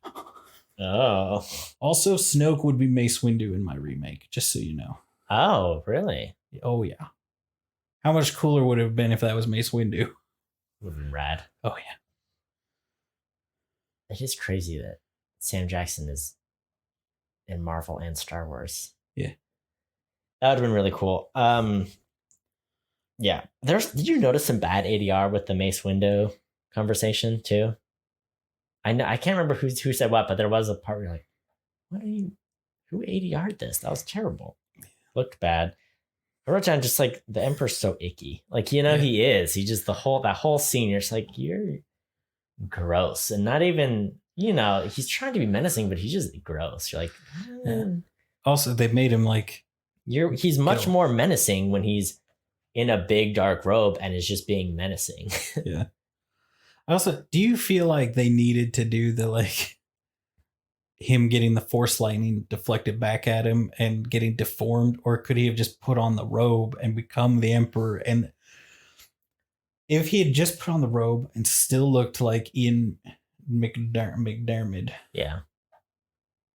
And if the question, like, if you ever looked it up, just be like, oh yeah, his like constant use of the dark side like aged him a ton. Yeah.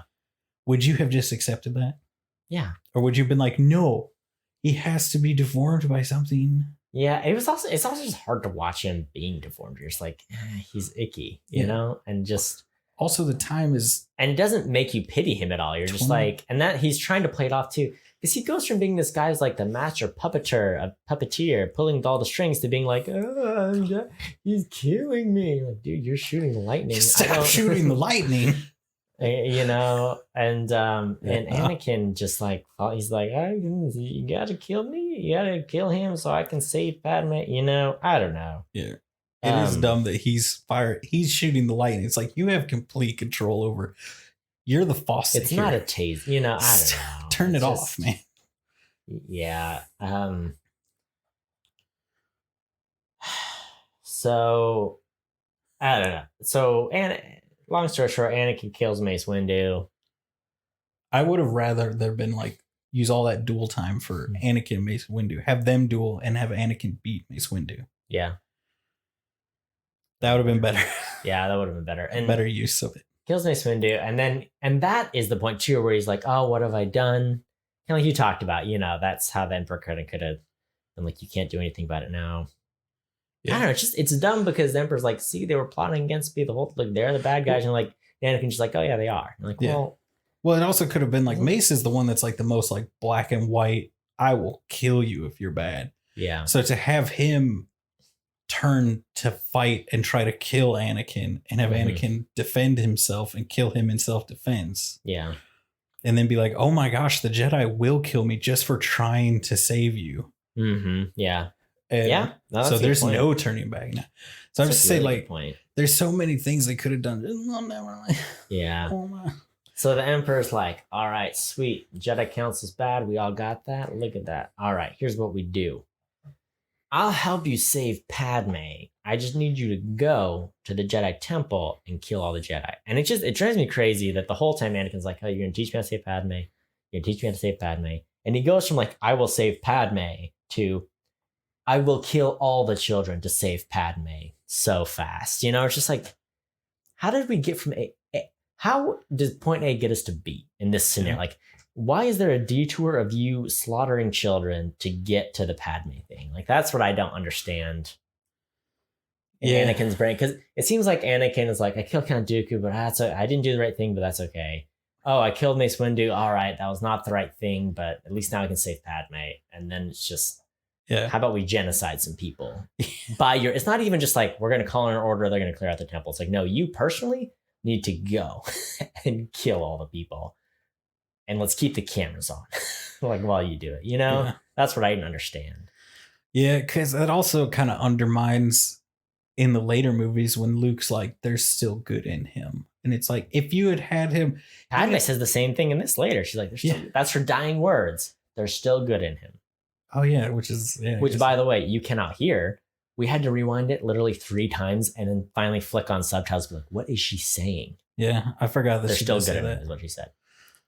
But like, that's all undermined. That would have been if he had gone in there and like the little kids had come out and you saw like a tear and see him walk back out of the room or something like that. And then maybe like as he's walking away, clones go in there and you hear shots. Look, George, you want to kill the babies. That's fine that you want to kill babies. Have the clones do it. Have Anakin choose and say, I don't need to. I'll kill a Jedi Master. Mm-hmm. Or someone who can defend themselves. Yeah. But children, no. They just flipped the switch to like, all right, Anakin has yellow eyes now. We did it. Like, okay. Which is a Sith trait that I'm always like, this seems weird that that's a Sith trait, especially because you don't apply it universally to the Sith. Right. Because like Kylo Ren doesn't have yellow eyes. Of course, you could say, well, he's not a Sith Lord. And Darth Vader was. It's like, yeah. That's just because... There's no reason for that. Kylo Ren did worse stuff. Yeah. The only difference is he just didn't dub him a Sith Lord. You get contacts with the new name, I guess. I don't know. Yeah. So they execute Order 66. They gotta nix all the Jedi, clones of turn everybody. Obi-Wan makes it. Yoda makes it. Yoda, straight up, hitches a piggyback ride on a Wookiee. And I forgot that happens. Yeah. That was my other favorite thing that happened in this movie. Yeah. I also like how, Yoda, they're coming up behind Yoda like, we're going to get this guy, just like we got all the other dumb Jedi. Mm-hmm. And then they're like, basically like up behind him. And he kills him, obviously, because it seems super obvious. Yeah. That they're about to try to kill him. Mm-hmm. And he's like, all right, now let's get out of here, Wookiees. Mm-hmm. Another weird thing is that the clones are then just like, oh, also as like a sub note of Order 66, they said kill all the Wookiees. That seems like a weird thing to also do. Yeah, it does, doesn't it? It's like kill the Jedi and the Wookiees. I guess. I don't know. Why? Yeah. Why the Wookiees? That is a great question.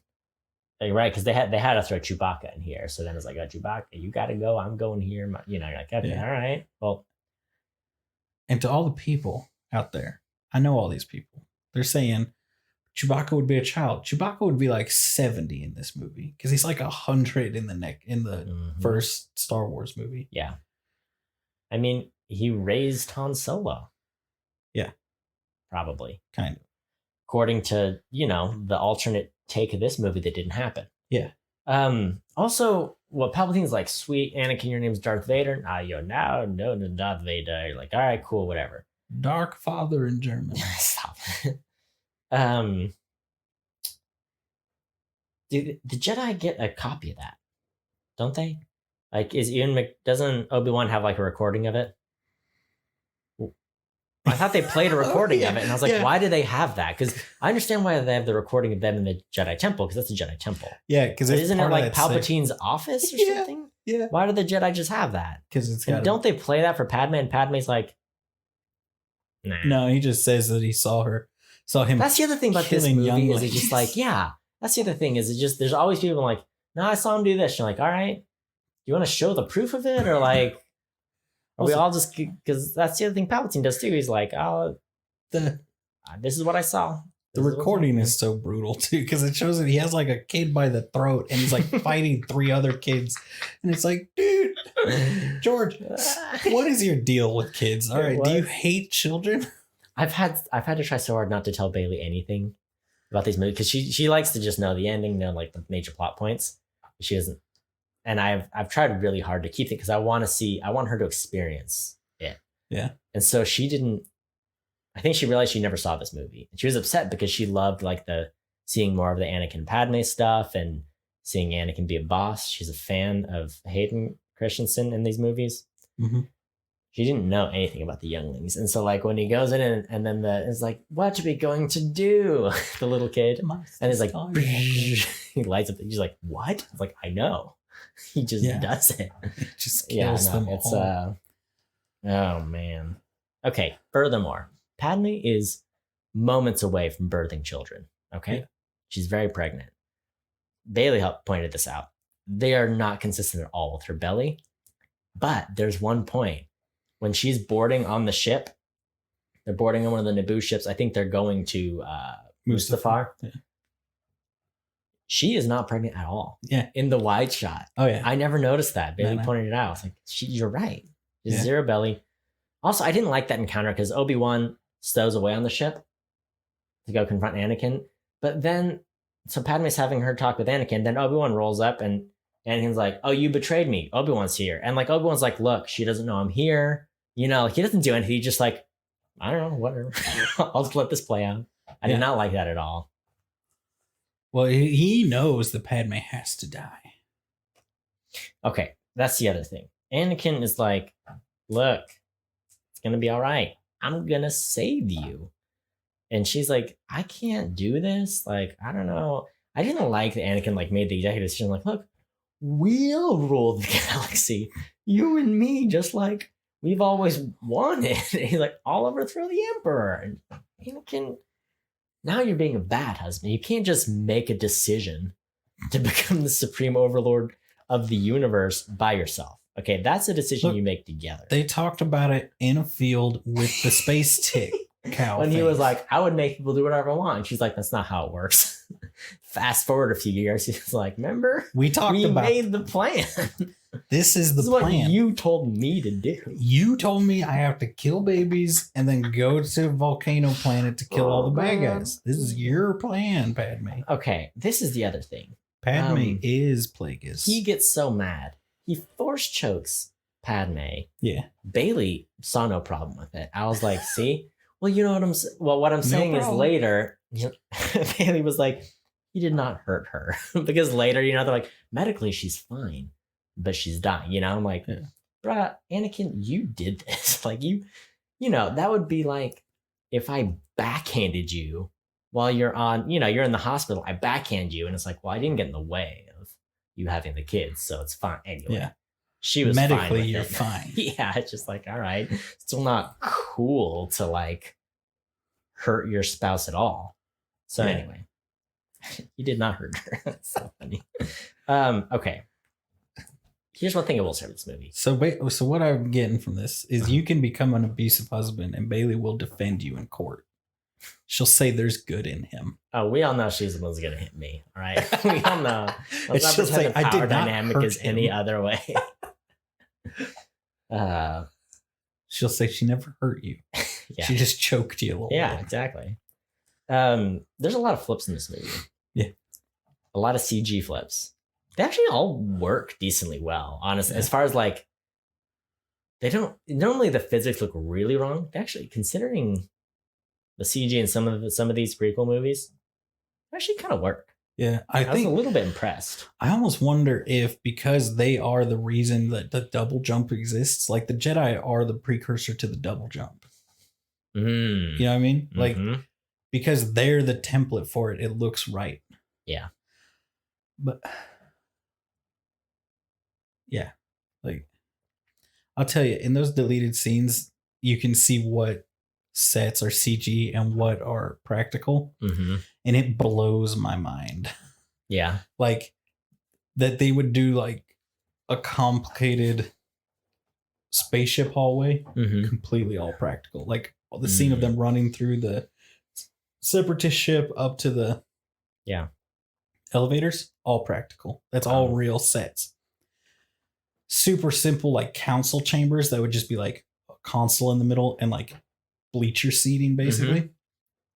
100% CG green screen. And I'm like, what? Yeah. I was thinking the same with like the Lord of the Rings thing.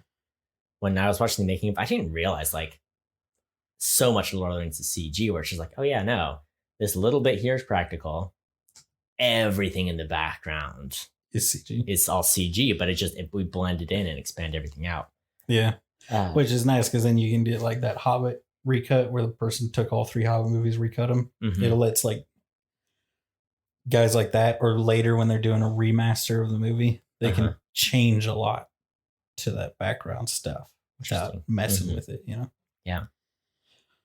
All this leads up to the final duel. Oh yeah. Yoda, who does Yoda take out? Some dudes in red capes or something? Oh yeah, he just slams them against the wall. Oh, I forget he does that. I love that. I like that they changed to the Imperial Guard, which I'll tell you, I love. In the show, they do it. In the movies, it's just they just have the one movie to the next, so you don't get it as much. In the show, I love how slowly you start to see the Republic symbol, like with the lightsaber and the wings disappearing, and the Empire symbol start to appear on more stuff, like the gear that they have.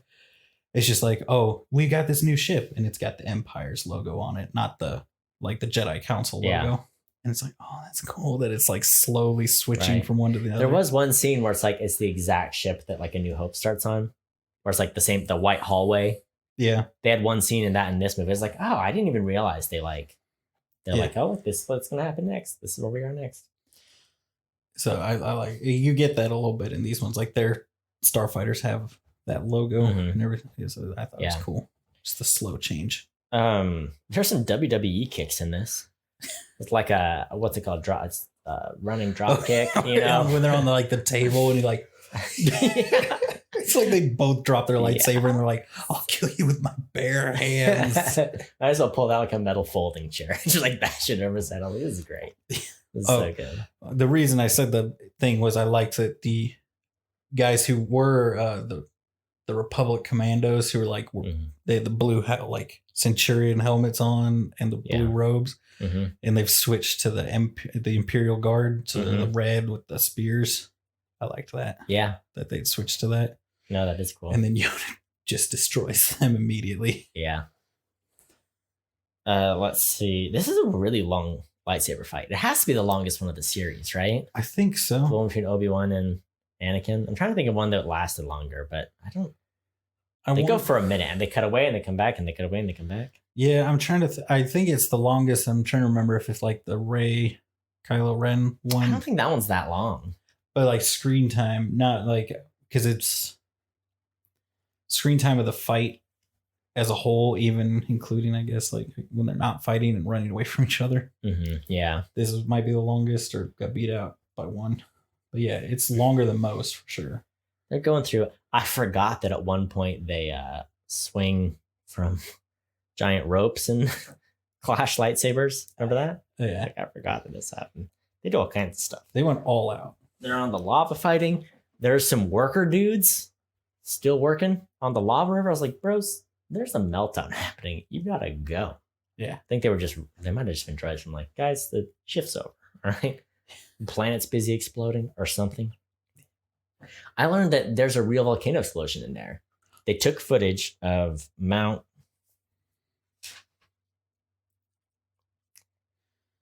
Etna in Italy. They're like, oh, that volcano's going to go off. Let's take that footage. And they put it in the movie. I was like, that's pretty cool. I found one of my notes that I wanted to read for you real quick. Tell me. So this is going quick flashback to when Anakin's telling Mace Windu, oh, I think Palpatine might be the Sith that everybody's looking for. Oh, yeah. And then so Mace Windu says, how do you know he's a Sith? And then Anakin, just a hunch. He definitely didn't tell me he was a Sith and asked me to join him to conquer the galaxy. Yeah. Like, it's such a, like, how do you know? Just a feeling. Right. That's the other thing is Anakin could have at any time, like, picked a side. You know, like, he could have chosen to stay with Palpatine the whole time, or he could have chosen to follow the Jedi way, but he put himself in the middle, and as a result, he gets pushed into, he like falls into being the Sith dude. It's just like, yeah, you got to decide beforehand what you're doing. And that's my problem with Anakin Skywalker is the whole time he's like, I'm a Jedi. I'm not going to follow the rules about not getting married, and I'm not going to take the criticism well. I'm not going to have patience, and I'm going to listen. It's just, I wish it's just like, if you really listen to the Jedi Order, you wouldn't be where you're at. Yeah. Which I get, a part of it is because, like, he becomes Darth Vader, so you had to, you had to try to make this good boy so that his fall to being Darth Vader would be tragic. You couldn't just make him a douche the whole time. Yeah. But he has to become Darth Vader. A douche the whole time. Yeah. I mean, with the exception of some things, just like, I don't know, how do you do it, Yeah. You had to make the fall tragic, not like, well, I could see that coming. Yeah. I already told you how I'd do it better. And you agree, right? I agree. You're right. Okay. I'm very confused about Leia. Leia's a princess. Yeah. In the original trilogy. Yeah. She's adopted by a senator. Who I told you is obviously the king of Alderaan as well. But I thought he was a senator from Naboo. No, he's from Alderaan. They mentioned something about him being from Naboo. And he's with Jar Jar Binks in their booth. What is that? No, he's from Alderaan. Oh. He's a senator from Alderaan. What's with the stupid senator / royalty thing? They got to figure that out. Okay, so some planets, senator and ruler of some kind are separate. Uh-huh. And some planets, they're the same. Like how kings used to rule England, but now they're like, all right, we'll have parliament too. Yeah. All right. So it's like Ryloth. Their leader of their people is the senator. So some people do it, some people don't. It made me very confused when I thought he was with the Naboo people. I was like, he's the senator of Naboo. So he isn't. I'm convinced that they're like, Naboo.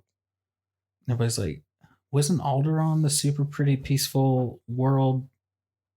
And George's like, oh, shoot. We can have two, I guess, whatever. Yeah. You know? Yeah. Like, yeah, for sure. Lightsaber fight, it's a good one. Anakin dies because he's trying to one-up Obi-Wan, so that's fun. yeah. Obi-Wan jumps onto the thing, and Anakin's like, I can jump higher than you. And Obi-Wan's, don't do that. And does it and cuts off his limbs. He's like, so he cut off 4 limbs in one swipe. Well, no, he still had his robot arm. He cut off 3 limbs in one swipe. Yeah. Anything more than 2, it doesn't make any sense. I think if you watch it really slow, he does actually do 2, but it's real fast. Like he cuts his arm and his legs. Yeah. All right, that's fine.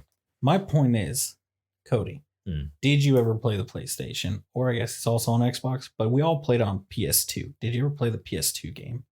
Star Wars Episode 3, Revenge of the Sith. No. Best thing I played a ton of Battlefront and a ton of Lego Star Wars, but I never played. This made me jonesing for Battlefront. Yeah.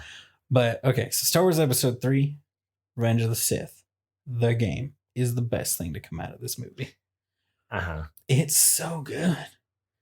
And if you play the end as you, there's 2 ways you can play the end. You can play as Obi-Wan, kill Anakin, or you play as Anakin, kill Obi-Wan. Oh. If you play as Anakin and you win the duel and kill Obi-Wan, it ends with a whole cinematic of like George Lucas basically, he wrote another thing of like, this is how it would have gone had you won, where you go back, you murder the Emperor immediately and then rule the galaxy as Darth Vader. Because the Emperor doesn't have the chance to be like, oh, you're weak, I'll make you Darth, I'll put you in the robot suit and, Yeah. Interesting. He's like, what's up? Dead. All right. Now I'm in charge. Wow. That's cool. Yeah. So it's like, it's cool because the alternate ending to like a huge movie. Also, it's really fun because it's like with the lightsaber battles, you're like, and it's normal, like heavy attack, light attack, that kind of stuff. Yeah.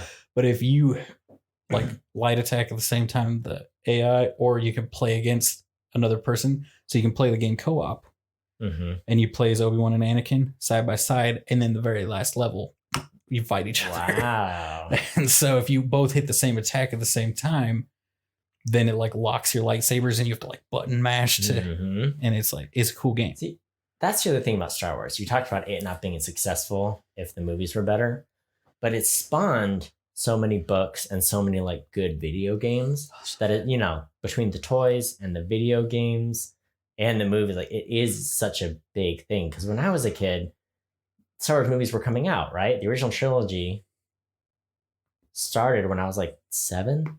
And so for me, there was not much time before start. I think the prequel is probably what got me into the movies as much as anything else did.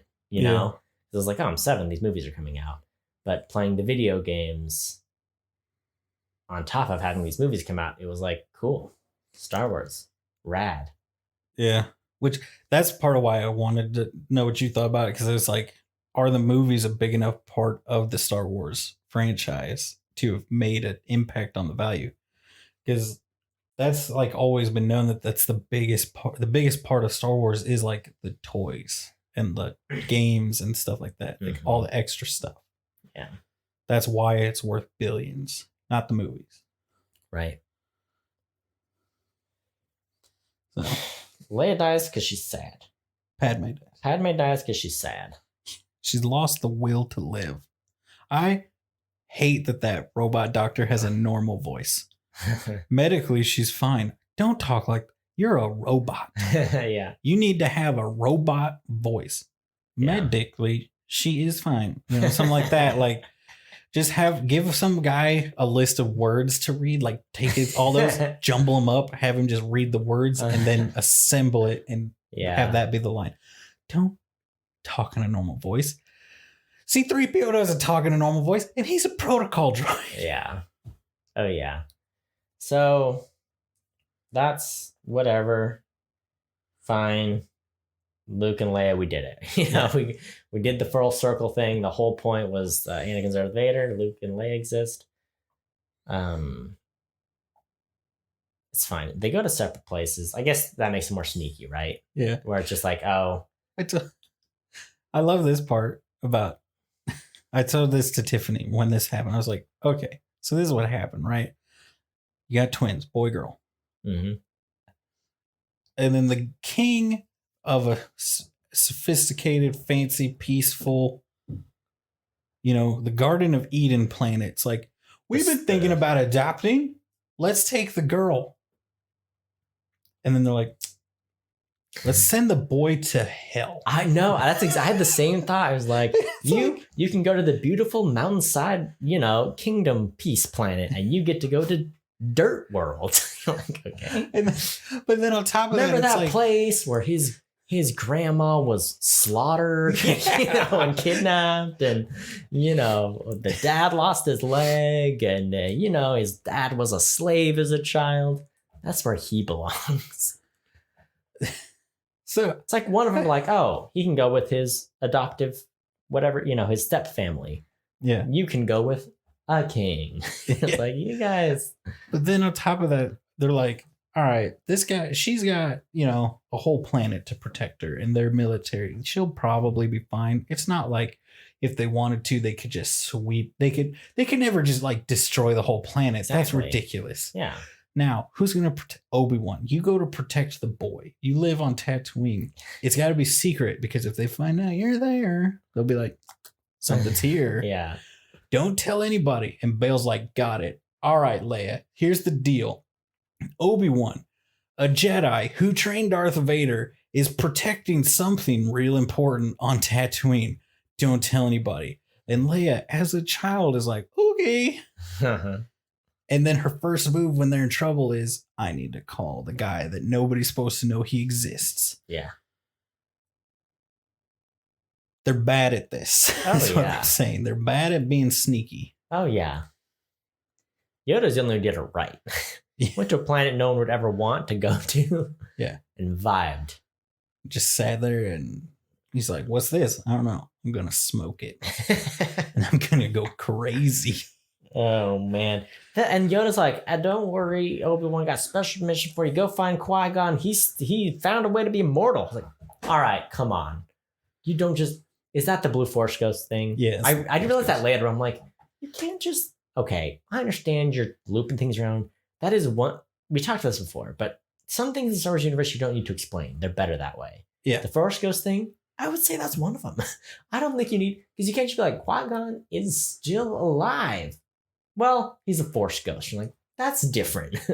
I would argue that's a different thing. 1. 2, why do you have to explain that? 3, you never pay it off because Qui-Gon's never anywhere. Which is I funny. think they filmed the cameo. Yeah. But they never did it. Because I remember he was like, it was a big thing that he was like on the cast list of the film or something like that. And everybody's like, oh my gosh, they're bringing Qui-Gon back. And everybody's like, how? I remember, and I'm like, there's Force Ghosts. He's a Jedi master. Yeah. He could probably swing it. Anyway, I didn't like that. It was like, we did it. Gotta. They just threw that in there. Whatever. Yeah. All right. I have two fun facts I've not yet shared. Give them to me. Number 1, Hayden Christensen, not painted tier, put on 24 pounds for this movie. Because, remember he was shirtless for 2 seconds? Oh, yeah. He got muscly, like all jacked. He looks amazing in that shot, though. Oh, yeah. It is worth it. Do you see how buff he is? Yeah, he's pretty buff. He got a robot hand and he's like holding his head. It's like, his robot arm looks so cool. Darth Daddy. Am I right? No, that's Obi-Wan. Yeah. Obi-Wan's daddy, one can know. Okay. Second one. They showed the movie, some psychologists saw this movie and they're like, oh, yeah, Anakin has borderline personality disorder. I was like, oh, all right, cool. Which made me mad. It made me that was the note that made me mad. I'm like, don't justify it. Like, don't come in and tell me that clinically that's how someone with borderline personality disorder acts. I am offended. It's bad writing. Don't tell me that it's scientifically accurate, and you're making me upset. They're like, okay. Tell me. It's just like you're talking about like them saying that, and you're saying it's bad writing. It is bad writing. Can I share with you some of the deleted scenes that made me go like, I hate this movie. I hate everything that George Lucas does ever now. Okay. So, they get into the elevator, right? Yeah. And it's like, all right, they're having little quippies back and forth. Yep, they do that. And there's droids in the elevator and they're like, freeze, Jedi. And then they kill the droids. Yeah. In the deleted scene, Anakin turns to Obi-Wan after they do it. He goes, Roger, Roger. And Obi-Wan goes, Roger. And they like start laughing. And I'm like, one, I love it. Two, I hate it more than anything else. Also, they have Anakin speak droid, which is amazing. Oh, I've seen that scene. I forgot about where he's that. like, beep. It does the beep sound effect. And I'm like, what? You can't go the whole series like he understands R2 and then be like, the translator's not working. Do you know what he's saying? I think I know. It's like, no. He understands R2. You cannot say that he now does not understand R2. Oh, that is amazing.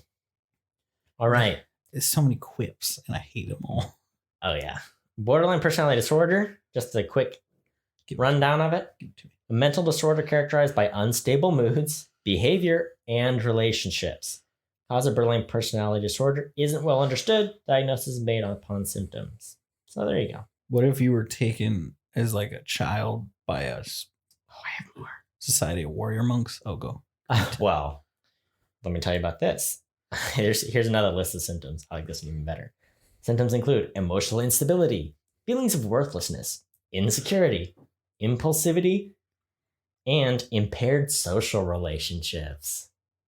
Ticked off every box, I think, except for worthlessness. I think definitely insecurity. It's all right there. Yeah. Or you could say he feels worthless. That's why he overcompensates by trying to say that he's worth something. He's worth, literally, throw him a bone. Anything. He wants this one thing. I guess what I don't like about it is Obi-Wan, they have that understanding where they're like, you saved my butt so many times, thank you. Take the W on this one. You did a great job. I love you. You're my brother. They don't talk for 2 or 3 days. And Anakin's like, the Jedi Order are evil. Obi-Wan, I gotta kill you. And it's like, Obi-Wan's even like, don't do this. I love you, And you just like, I don't know what you're talking about. And again, I don't know. I just hate that they're like, look, their brotherly bond is coming to a peak in this movie. You're like, no, it's not.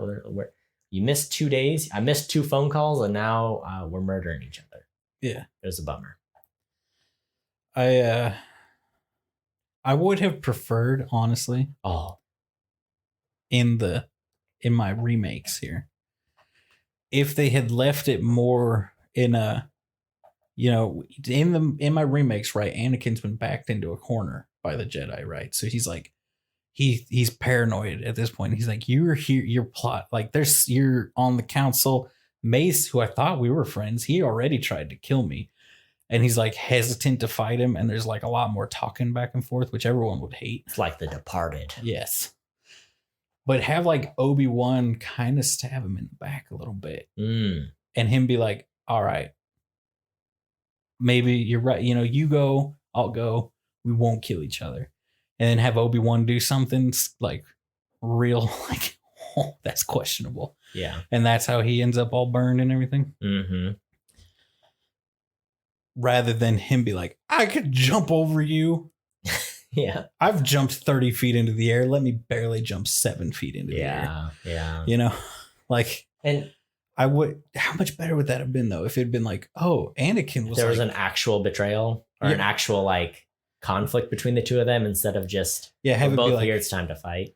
Yeah. Like, oh, Anakin's like drops down his lightsaber and then Obi-Wan like cuts his hand off and cuts his legs off or something, kicks him into the lava and then like walks away. And it's like, oh, Anakin was going to be like, whatever, we're done with this. And Obi-Wan did the bad thing. Yeah, that would be interesting.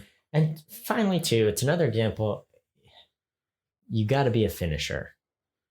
You got to finish him. Especially in the Star Wars universe. Double tap. You can't leave him dying by the side of the lava. You have to kill him. He couldn't bring himself to kill him. And I'm thinking like, dude, if Cody, if I ever go Sith, and we all know of the two of us, I'm the one turning into a Sith. I'm the one going nuts Yeah. and killing all the babies. Yeah. And you have me by lava dying. I've caught on fire. I'm dying, which apparently you could survive Mm-hmm. according to the tech people that we watched a whole documentary on. Force push me into the lava. Yeah. End yeah. it. Okay. Better yet, just kill me with the lightsaber, quick and clean. Don't leave me to suffocate to death on noxious fumes by the lava. Yeah. No, I mean, I agree. And I would like to bring, you're talking about some alternate ways to do this movie. I'm going to bring it back one more ultimate way. All right. Yes. And I'm going to loop back in our favorite analogy, the Monica Lewinsky, Bill Clinton, Hillary Clinton. Okay. Yes. Yeah. We have a love triangle between Obi-Wan and Anakin. All right. We're going to do a Fantastic Beasts thing. Obi-Wan, Anakin, and Padme and Anakin. All right. Anakin is pansexual. Okay. He develops a thing with his wife, right? But then, nope, on the side, he has conflicted feelings about Obi-Wan, all right? Maybe they hooked up once. I don't know. I'm just saying there could have been a deeper connection and betrayal happening there in this Monica Lewinsky, Hillary Clinton style love triangle. You know what I'm saying? The triangle, yes. See, there's other ways to do it. Yeah. So let's see another movie. Where does it stack for you? And where does the lightsaber fight stack up too? I think I like this one more than the Darth Maul duel. Mm-hmm. This is probably my favorite lightsaber fight. Them, Obi-Wan, Anakin. Yeah. It's the bomb.com, don't get me wrong. It's evolving. I mean, this is like the last lightsaber fight George Lucas does, right? In his part of writing and directing the movies. So I do think it kind of, they did do the thing where it's like, oh, they're swinging around and he had better use like thematic elements in the fight. Yeah. In that way, it was because like while the Duel of the Fates episode 1 is a cool fight, it is a little bit more straightforward and less like cinematically intense. So in that way, I guess this one would edge it out a little bit. Yeah.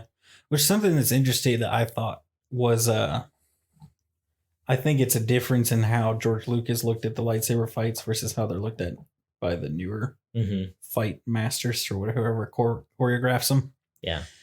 Where I think it was, he said it or one of his like sword masters. I think that's what they're like in the thing. Yeah. As whatever. He said that he thought of them as like how the samurai would fight with their swords, where there wasn't like this like long like back and forth. It was like hit, one of you is dead. Like it didn't take long for one of them to die. Yeah. And it was usually like as they drew their sword, one of them was going to be a little bit too slow, dies. Mm-hmm. So that's like how he thought of it, where it was a lot of like you clash and then you back up and like kind of try to use your environment or something. Like you're not constantly fighting. Yeah. Whereas the newer guys are like, oh, let's do it like we're here sword fights. Yeah, like a sword fight where it's like you could like be fighting all day long. Yeah. But it does kind of say something to where I think there's only ever like 4 or 5 hits in a row in any of his fights before there's something happens to separate them. Because in his mind, the fight couldn't go longer than that. Yeah. So I like the newer fights better. I like this movie.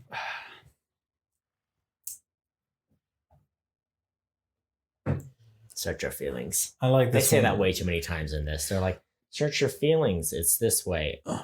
Use your feelings. We're not supposed to have feelings. So, okay. Episode 1, 2, 3. Rank them. Search your feelings. 2, 1, 3 for worst to best. I just didn't like 1 so much. But 2 is so bad. But I did like 2 more this time around. There were redeeming factors of 2, but the stupid romance. I don't know where I say. I do want to say like 2, 1, 3 as well, but 1 was a drag. It was slow. It was like, if it weren't for Duel of the Fates, I think it would be the worst one. Yeah, I can see that because I like the politics kind of stuff of it. Mm-hmm. I feel like the politics in this one is weaker than in the first one. I feel like if 2's ending lightsaber fight was good, like Duel of the Fates, then 2 would definitely edge out 1. But now I'm not even sure. Yeah. So I have a question for you. I have a rebuttal. Yeah. First, well, actually, I have 2 questions. One, are we going to officially enter Obi-Wan Kenobi into your Hall of Daddies? What was it called? I don't know.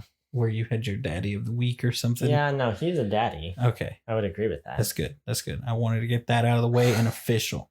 2, would you be mad if they announced tomorrow that they are remaking Disney has decided to take the prequels, wipe them out from, they're now in the Legends category, they're not canon, and they're going to remake them?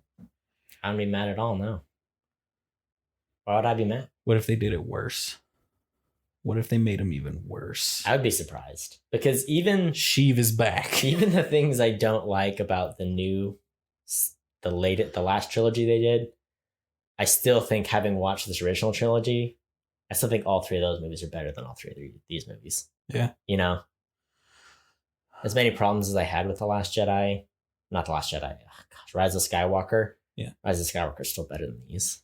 Yeah. With the exception of these have some, I think some of the lightsaber fighting is better in these than is in Rise of Skywalker. But I love the lightsaber fighting in episode 7 and 8.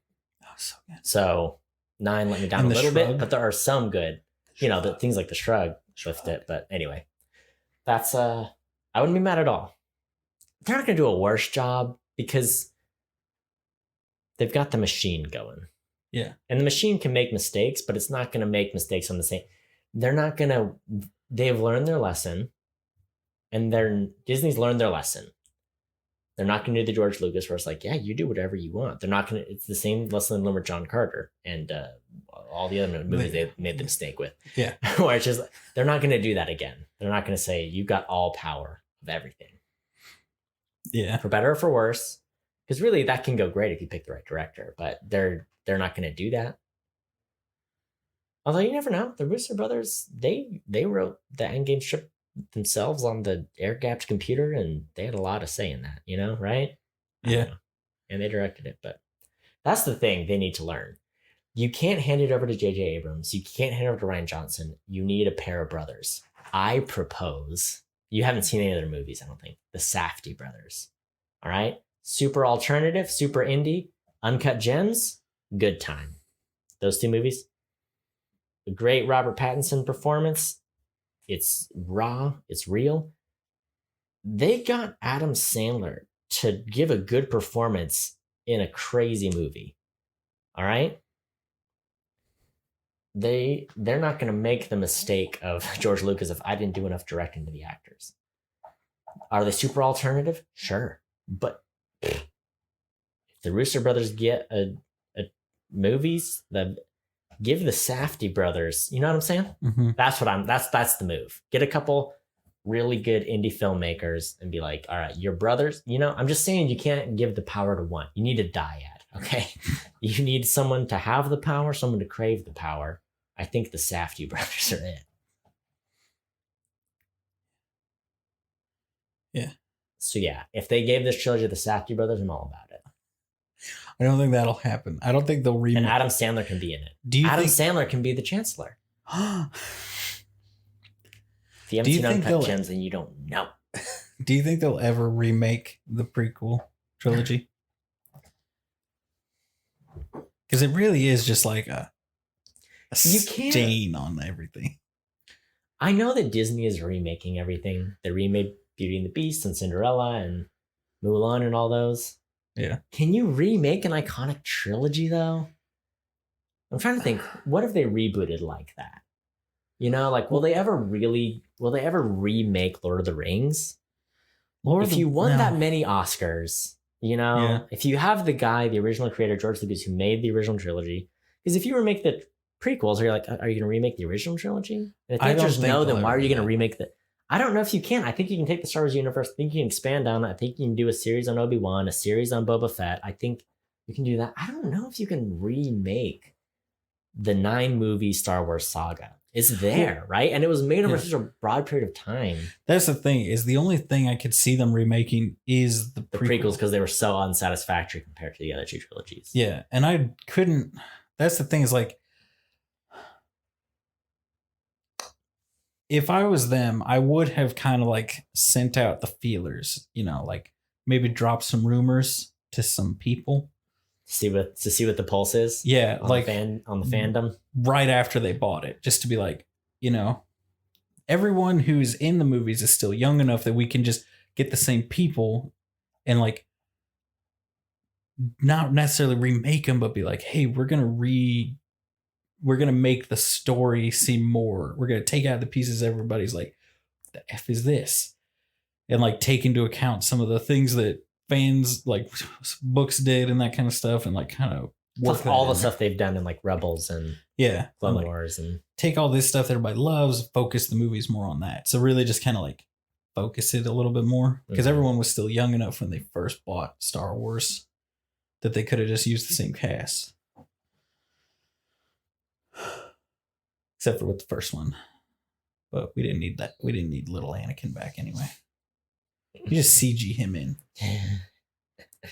Yeah, I don't know. I don't think they would do it. I could see him doing it in like when we're grandparents. But I think the original trilogy. I'm trying to think of can't other touch that. series. They've like, we've totally rebooted the whole series. What are some examples of that? Batman. Yeah, of course. Yeah, but nothing that's not like had a history of being rebooted. But like the other example I would give is like you would never remake Lord of the Rings unless it's like 100 years after the movie was made, Right. But in 10 years, I could see them being like, we're going to make another Hobbit movie and do it as like 1 or 2 movies. But then, yeah, definitely. Then again, A Star is Born has been made 4 different times. Yeah. But that's not an icon. It's not a trilogy. It's not a series. Yeah. So I guess you're right. Because that's the other thing. It's not even just like a series. Like, we're going to reboot the series. It's like, this is 3 sets of trilogies. There's 9 episodes. Are we redoing all of them? Just the first 3? Yeah. Can you even touch the original ones? I think you would kill the franchise if you did that. Yeah, because even Disney, they're remaking everything, but the excuse is, it's from a cartoon to live action. Yeah. And it's just 1 movie. None of those are series. I could see the only way I could see them doing the whole 9 saga is like years later, like when we're parents or grandparents, and they like make a big budget show out of the Skywalker saga, the 9 movies. Yeah. Are you saying they would do like 3 seasons of 10 episodes? Yeah. And each season would be one of the trilogies, the events of one of the trilogies? Yeah, something like that. Could be cool. They would have to change mediums probably to remake the whole. Yeah, I mean, that's what Lord of the Rings is doing, right? They're like, we want to do Lord of the Rings stuff. Obviously, we can't just redo the movies, but we can do stuff in that universe, and we can do it as a big budget premiere TV series, limited series. Yeah. That's an interesting idea. But I mean, because TV is going so much that way, that would be cool. I also feel like if you did it, you'd have to get some, kind of like how Marvel has someone to give consistency to the writing. You'd have to do that. Where it's like, well, they've got that. Oh gosh, he's got such a dumb job title. He's like the Dave Filoni. I can't remember. It's some Kathleen Kennedy or some nerd that's supposed to know everything about Star Wars, both the legends and canon. And they're like the keeper of the holocron or something like that. It's their job title, right? And they're like, anything you put in your movie, you have to run by them, and they have to okay. Interesting. Yeah. I wonder if they could do it where it's like, okay, we're doing each season, each trilogy is a season. We're going to do the same director for each series, but different director. I feel like you almost have to do it that way, where it's like, okay, we can't have one guy do all of this. It's too much for one dude. But we can get, it's like, okay, these 2 guys are the writers, but the directors can help write and get some writing. So just like, okay, these are the mainstay writers for the whole series, but the directors will help write their episodes, and these directors did this season, these directors this. I almost feel like you have to make it a group effort. Yeah, Well, that's like what Mandalorian was, right? You have to manage it with the group effort while also giving some individual control to give it like its own panache or flavor for that. Yeah, isn't that what Mandalorian did? Because like not Kevin Feige, Dave Filoni, no. Kathleen. Happy from Iron Man. What's his name? Jon Favreau. Jon Favreau is like, I'm going to direct the first one. I'm going to be like one of the main writers and executive producers on it. So he's like in it, involved, and like co-directing every episode, but there's different directors for each episode. Yeah. I mean, because they had like Taika Waititi do an episode, but that's also TV goes, right? Yeah. So you can have a director of the whole series, or it can also be like, oh yeah, we've got this guy doing 2-3 episodes, this person doing 1 or 2 episodes. Yeah. That's pretty common for TV. Yeah. One day maybe. That's so in the future, Cody. Oh, yeah. I mean, it's another lifetime. Yeah. Well, it's for our grandchildren to know and love. So many episodes of the podcast between now and then. I don't know. I'm excited. I'm excited to do some different Star Wars movies. I'm happy we're out of this stage and moving on to the next one. Yeah, I'm interested to see, because it's been a while since I've seen the original trilogy, so I'm excited to see. But I guess we're watching them in chronological order, right? So yeah. So does that make Solo next? Solo and then Rogue One. All right. Now you're out. We're doing out in the it's happening. We're in the outer rim now. Yeah. We're not even touching the Skywalkers for a couple episodes. That's gonna be weird. Oh yeah. Probably for the best. We get to see some cool Darth Vader stuff though. Some bad CG faces. Oh, I forgot about that. Oh no, I'm not ready for them. Get excited about it. I'm not ready for them. All right. That's all I got. All right. Well, until we come out with our next episode, Cody, where can people find us and where could they tweet at us? We're called Opinion Havers. Go to Apple Podcast or Spotify or Stitcher, Opinion Havers.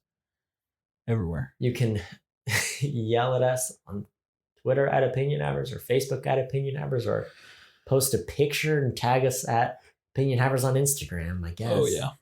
Oh yeah. And I'm there. Yell at us for our hot takes. Thanks for listening. Until next time, watch movies. And have opinions. It's like exactly the same runtime as the movie. We nailed it. Nailed it.